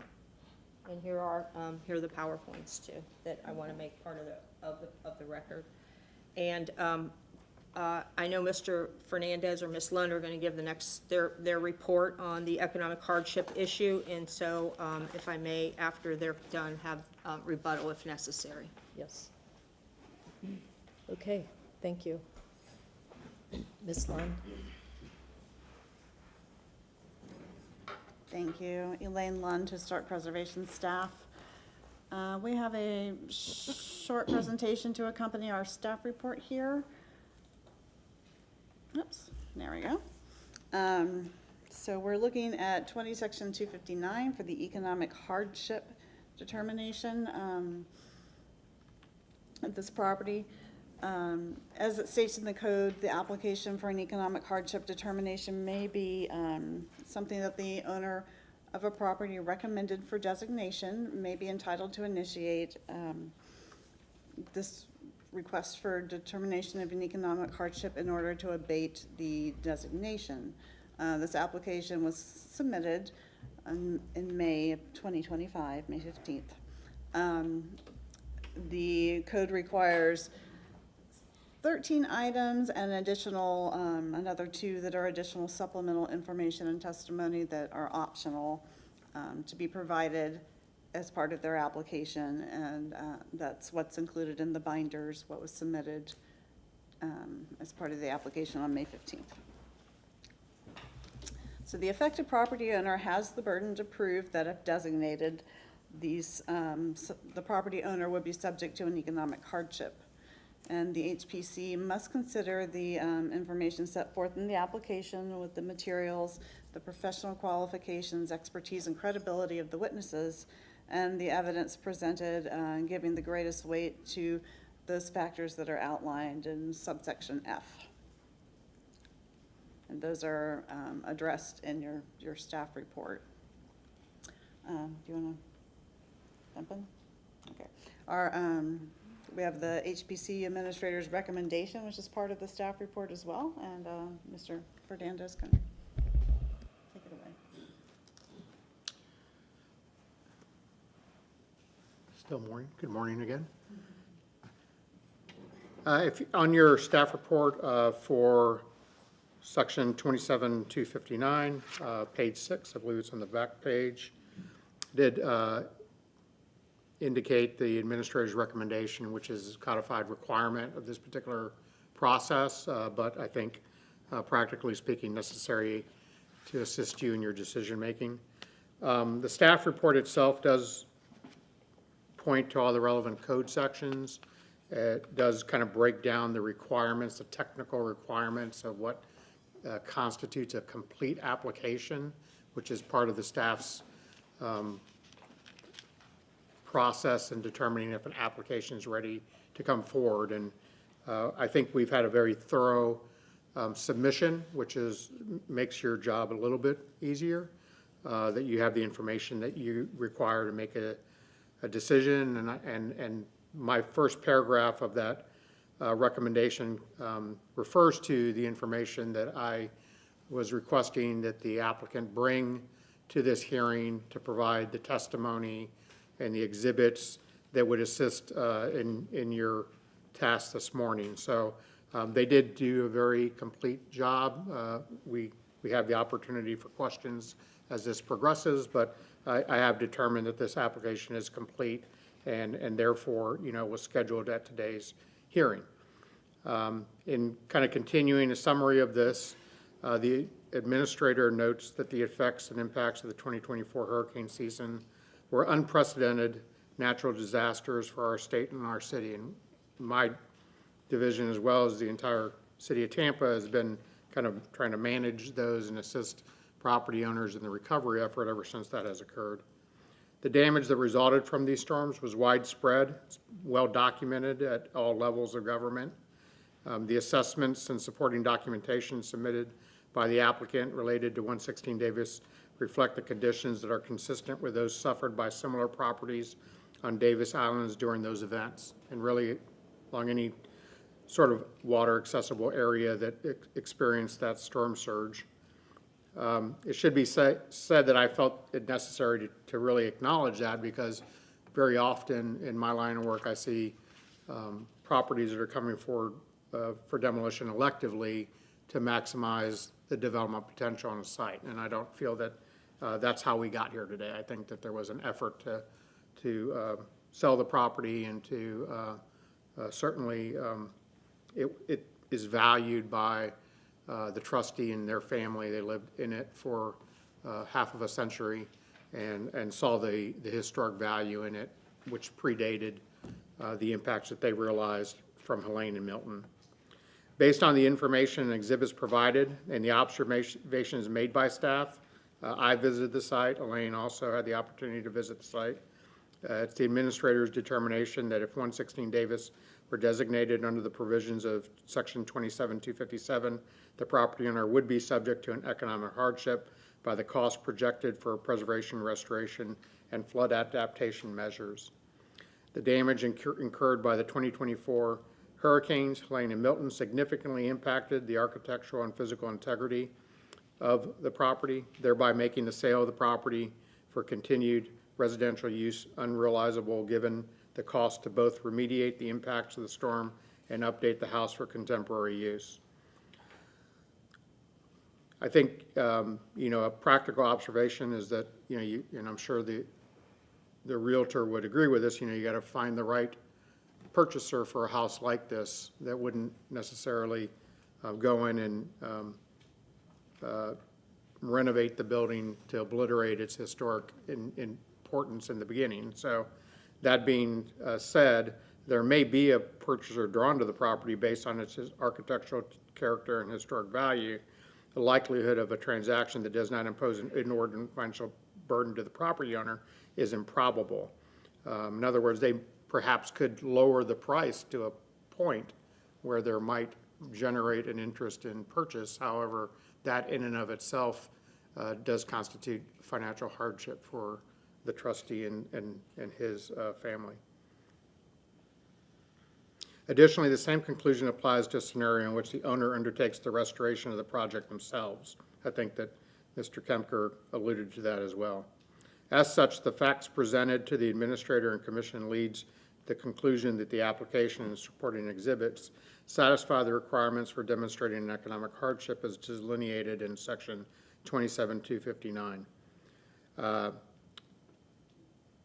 A request that we provided in the staff report also speaks to archival information or any available salvage options that can be discussed and agreed to with the trustee and his family. I think that is something that is advisory in nature. We certainly would want to try to document the structure as much as we could if your decision is to find that there is an economic hardship. However, that would still need to be worked out with the property owner. This determination, this set of scenarios and how we got here is very specific to 116 West Davis based on its location, proximity to the water, damage, realized construction characteristics, and specific cost and values evaluated. So with that, is that our last slide, Elaine? Okay, we talked about the archival.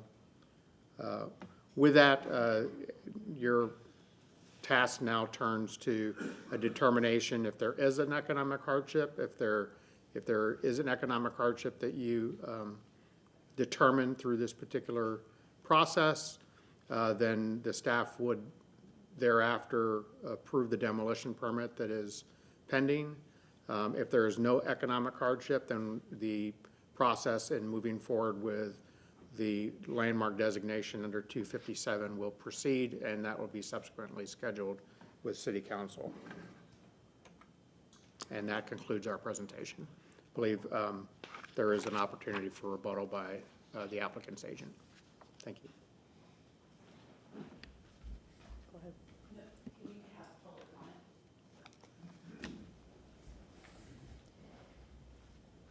At this point, oh, I don't know if there's anyone else in the audience who wants to provide public comment. yep, yep, but so do the letters get applied to this hearing as well? Yeah, I was going to repeat that the letters are going to be applied to this case as well, for the record. And at this point, is there anyone who would like to speak for or against this application? The public hearing is open. I see no takers. So just got her rebuttal. Yes, so, Ms. Grimes, would you like rebuttal? It's Time? more of just a summary conclusion. I just want to thank you for your time and attention to this. I know it can get complicated, and thank you to the staff too for all the work that they put into it as well. And thank you especially to Mr. Fernandez, who, after reviewing all those exhibits and documents that are in your binders, is recommending to you that you find that an economic hardship does exist. Just to reiterate, tab C in your binders includes all the documents that relate to each of the application requirements, so we can establish that we have addressed each and every one of the application requirements.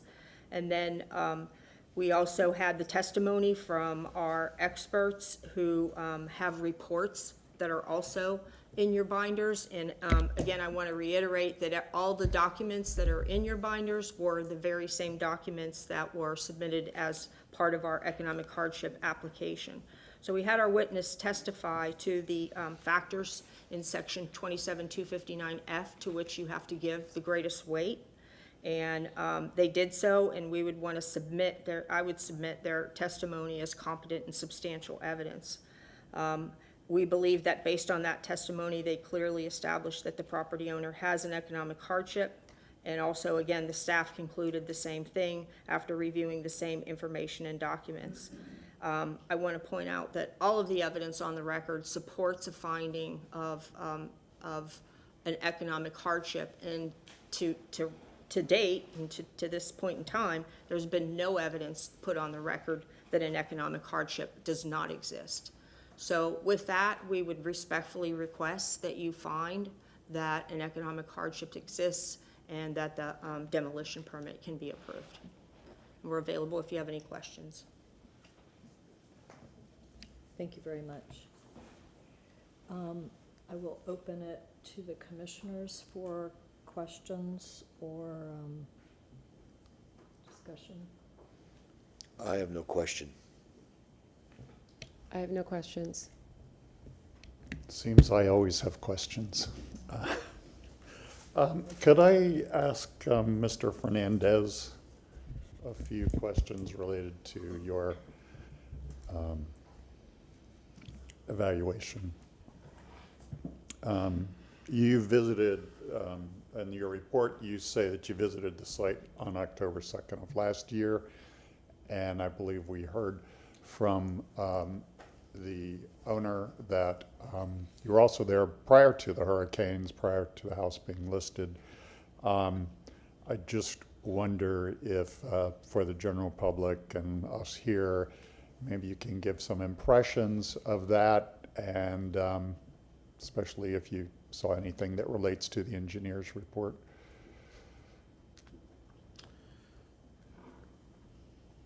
Well, I was there as a guest.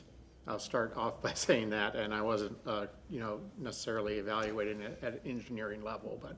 Well, I guess what I'm getting at is you had the benefit of a tactile experience that we don't. I understand. And I would like to hear about it. I'll share my observations, which, were that I visit a lot of houses that are in extended ownership and, sometimes with a different intent. And what I felt at this particular time when I first visited prior to the storms is that, the owner was making a good faith effort to address the major issues of the house that, were essentially inherited to them, and to deal with bringing the house to a marketable condition. There was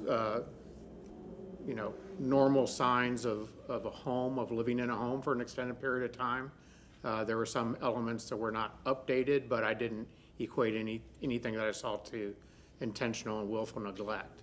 So, which is sort of a term that we typically rely upon in preservation to, to make certain conclusions. I was hopeful and did discuss several approaches to update the floor plan of the house through either room reconfiguring or additions that might be available to a subsequent purchaser. So that was the general tone, besides being able to walk through the house and experience the architecture of the house, was to somewhat brainstorm on exactly where the house might go. And then Mr. Kempker and I had a number of telephone calls and emails with that same intent in mind. I believe after the storm, we certainly had a discussion, about the impacts of the storm and the conditions that he was experiencing and the effort that he was undertaking to try to remediate some of that immediate damage. However, my role significantly changes in this process when a demolition permit is submitted and it becomes much more official. And so I obviously relied upon his communication through his attorney when that occurred. But that was an overview. I think, I visited the house several other times on the exterior, both for photography and to sort of check up on exactly what the condition was there. So I've been to the house probably more than I would have gone to other houses, just because of the duration that this particular effort to sell and then to deal with the impacts of the storm, had taken. And were you aware of a substantial change after the hurricanes? Just in So I actually casual observation? Yeah, I never toured the house after the hurricanes. I saw photographs of the house. I believe Elaine actually toured the house. She just happened to go photograph it when Mr. Kemper was present. So she shared those photographs with me and we discussed the condition. And I obviously studied the submissions, but familiar with other properties that were impacted by the storm and exactly what that constituted. Okay, thank you. Any other questions?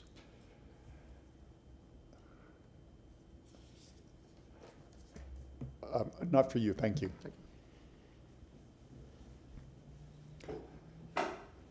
I do have, I'm sorry, Mr. Fernandez, I've turned my page of notes here, and I do have at least one more question.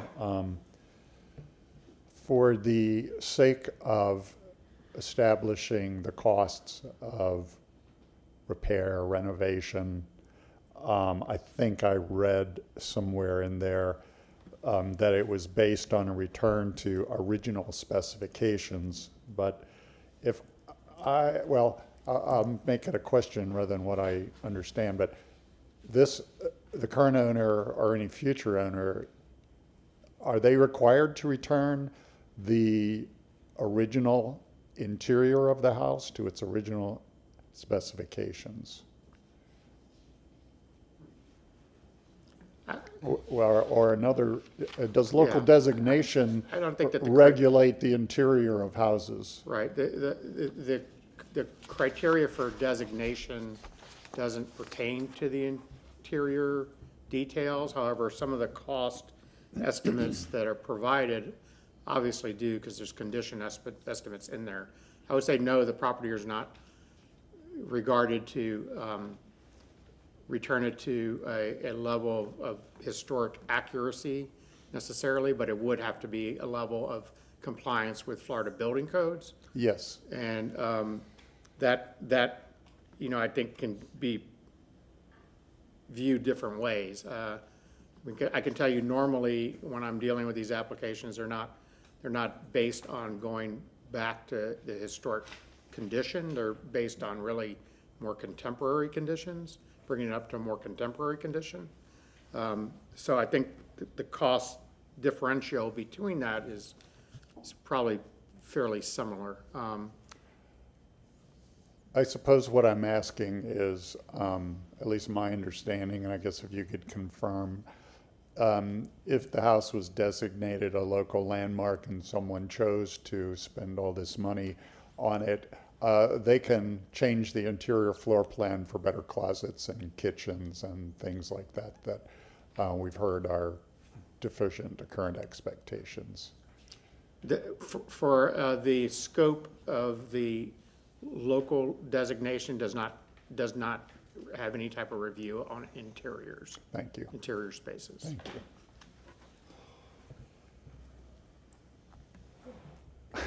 Am I still the only one with questions? To Mr. Holmberg, I do have a question.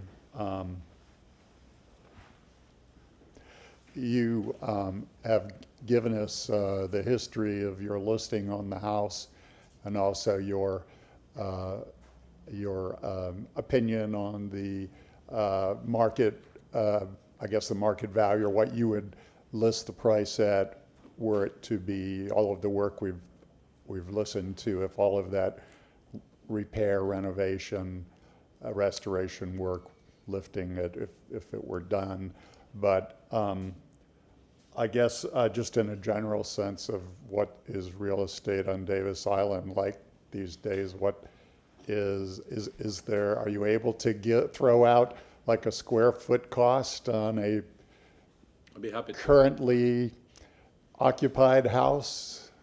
I have participated recently.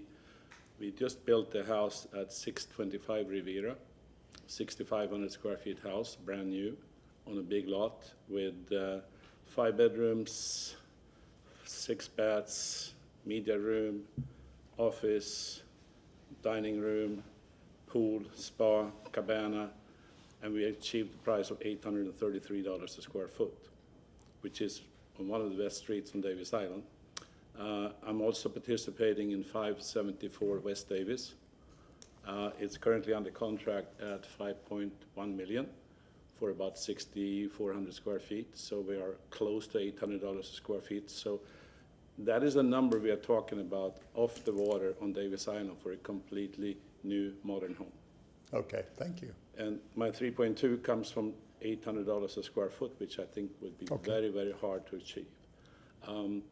I also tinkered for a while because the house at 116 Davis has about 1,500 square feet of one-story structure on the rear of the main house. If you were to add those 1,500 square feet, you would go from 4,100 square feet to about 5,600 square feet. But it would include extreme engineering, finding out if the walls would carry a second story, et cetera, et cetera. And of course, that would add significant amount to the $3.3 million budget also. I understand, thank you. Thank you.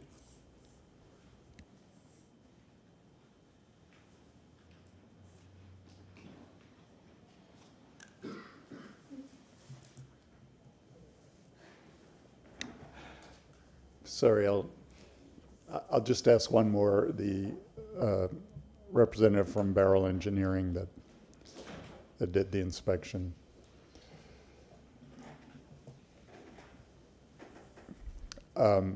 You mentioned if I understand correctly, the exterior walls of the house are clay tile, and they're bearing walls. And I think you've indicated it looks a concrete, I assume, cast in place concrete stem wall. But I was wondering what's the actual foundation under that stem wall, if you were able to determine that. Well, I know from the last time we were in the house, there is some wood framing, like under the central living area where the flooring had been removed. We were able to see the subflooring, and underneath that, you have a traditional pier and beam type system. And I meant on the bearing walls, is it on a spread footing, or is there a grade beam and piles, anything like that? I don't have that information. No way of knowing. Yeah. Thank you.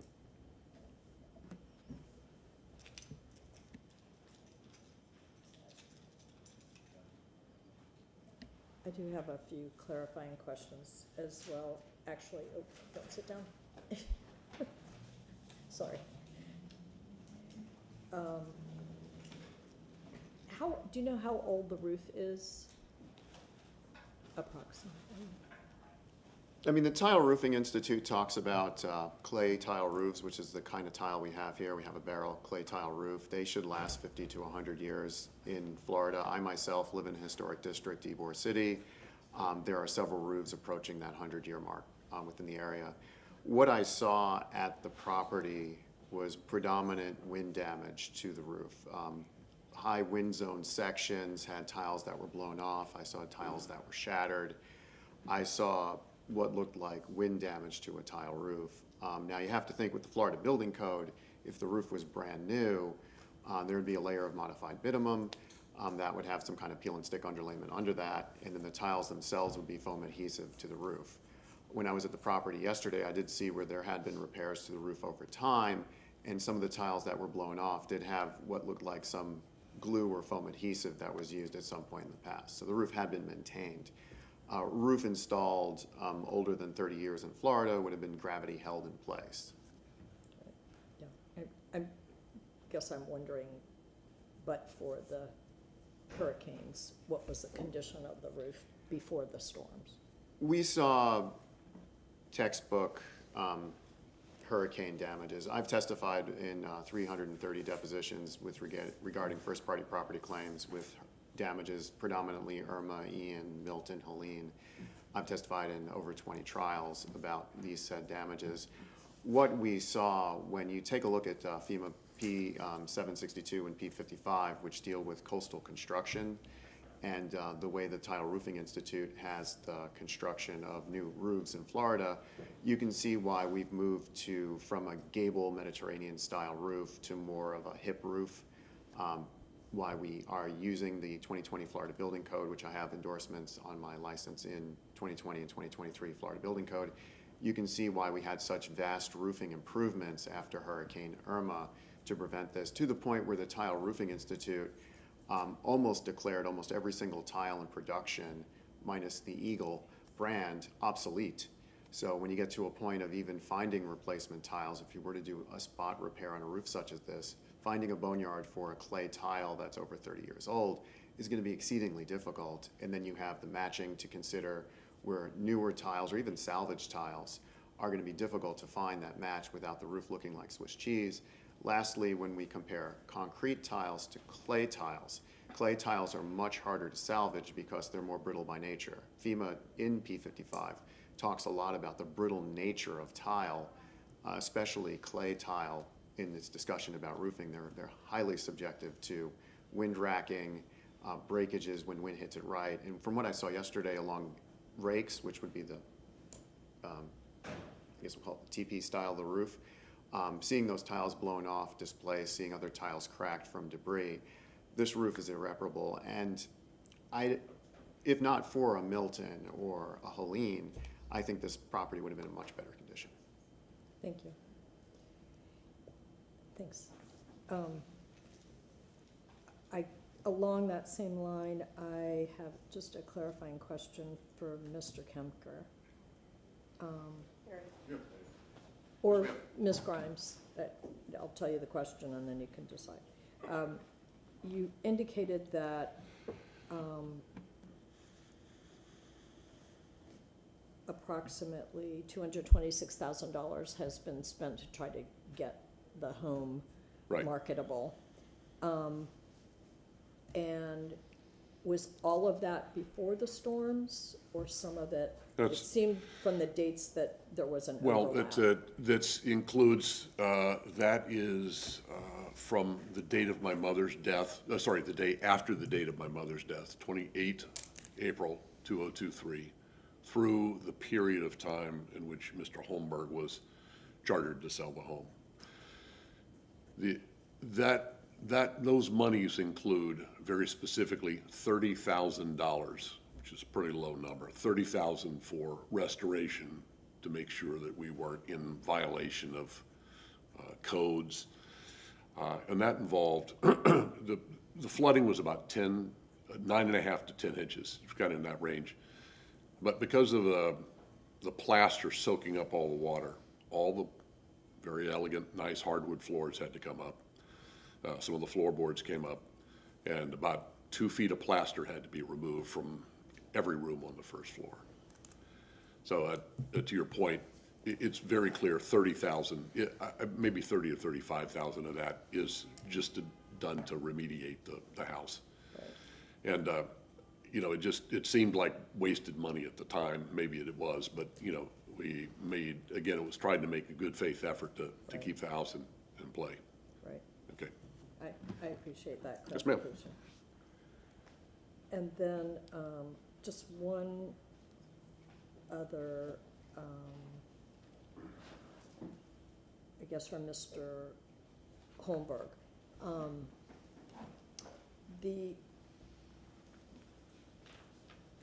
As I understand it, there's 2 buildable lots that would result. That is correct. if the house is demolished? 2 potential lots, or it could be 1 big lot. And then, and the contract, what was the period of time that you were trying to sell it? The contract looks like there's a different I took the date. listing on January 15, 2024, and it expired or was canceled on December 24th. Okay. And what would be the current, going price for each of these lots? If there Well, the were two? appraiser says 2.8 and something. I think that's a max number today. Per lot? No, for the total For property. two? For For 2. one lot? For 2. Okay. Yeah. And I think those are all my questions. Thank you. Thank you.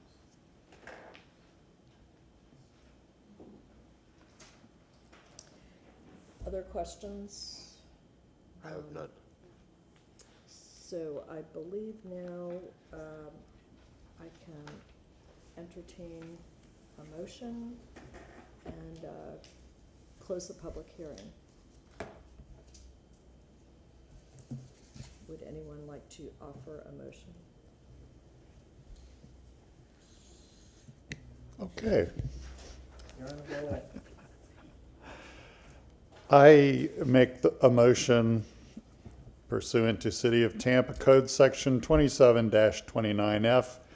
I move that the affected property owner has demonstrated that the property located at 116 West Davis Boulevard, if designated, would subject the property owner to an economic hardship for the following reasons. The applicant has shown the cost of general repairs, building code requirements for structures in flood zones, and other code-required improvements, plus the value of the land exceeds the resulting market value of the property and would not provide a reasonable rate of return to the owner. Is that okay? Did I do okay? Do I Okay, hear a that's it. second? Second. Great. Any discussion on the motion? Well, I made. I'm inclined to agree with the general gist of this motion. Being a survivor of these recent storms, I can commiserate with the owners of this piece of property. For greater or lesser reason, our older buildings, particularly our historic structures, are almost white elephants in their nature. They're smaller, they don't meet the living requirements people demand out of the marketplace today. So it's always a tough sell. That's why we see so many tear downs, not in our historic districts, but general throughout our fair city. That the way it has been presented today, and I think it's absolutely true, yes, you could spend a fortune, small fortune, in restoring and renovating and preserving this structure, that the owner really has 3 options here due to the extensive damage brought to us by our recent hurricane situation. And that's to walk away. They could sell at a major discount, or as the motion mentions, they could renovate and restore beyond market value. And all of those options are a hardship.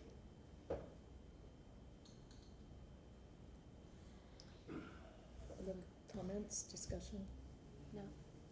I'll just explain my motion. So I actually am quite fond of this house, and I live in a 1925 house, and I'm fine with smallish closets and bathrooms. And I like the floor plan quite a lot. It would be about 3 times larger than what I need. So it's a real unfortunate situation considering the history of the house and I think the quality of the original architecture, but there is no getting away from the damage through age and through hurricanes and flooding. I was curious what Mr. Holmberg would say the, current square foot prices are on Davis Island, because in trying to find some way to make this work, I had guessed, looking at everything, you're going to have to clear over $1,500 a square foot just to come out even, and that far exceeds square footage cost of new construction of large luxury homes, as far as I'm aware. So, reluctantly, I will say that I agree this is an economic hardship. Fortunately, the house is I believe, beyond economic repair or economic sense to make repair. Thank you. And just my 2 cents, I agree with the numbers. Unfortunately, I think the only way this house would have been saved is if it were priced at a much lower price before the hurricanes, and someone would have bought it and brought it up to standards. The numbers, obviously, and the timing of everything did not make that happen. And so it's very unfortunate. I'm a big fan of MedRev, but I have to agree with the reasons that have already been provided. So with that, do I hear a vote on the motion? All in favor say aye. Aye. Aye. No nays. The motion passes 4-0. I want to thank everybody for the excellent work. The applicants and the staff did really a killer job on all this. Thank you very much for your time. We appreciate it. Thank you. And I will turn this over to Mr. Fernandez. If you don't mind, as you leave, please leave a little quietly. Moving on, the staff has received no new business. Was there any new business from the commission? Seeing none, we will move on. We need a motion to receive and file the documents and exhibits, including the PowerPoints that were presented today and submitted. I move that we accept into the record files, documents, photographs, PowerPoints, and other documents as presented in this hearing today. I'll second that motion. All in favor? Aye. Aye. Thank you. Moving on, I do have election of officers on your agenda this morning. However, we have one member who's not present, and I have 2 other individuals that are going through the appointment process. So if it's the pleasure of the board to delay this until we have more composition to the board, that might be a preferable track. If so, we would need to do that by motion.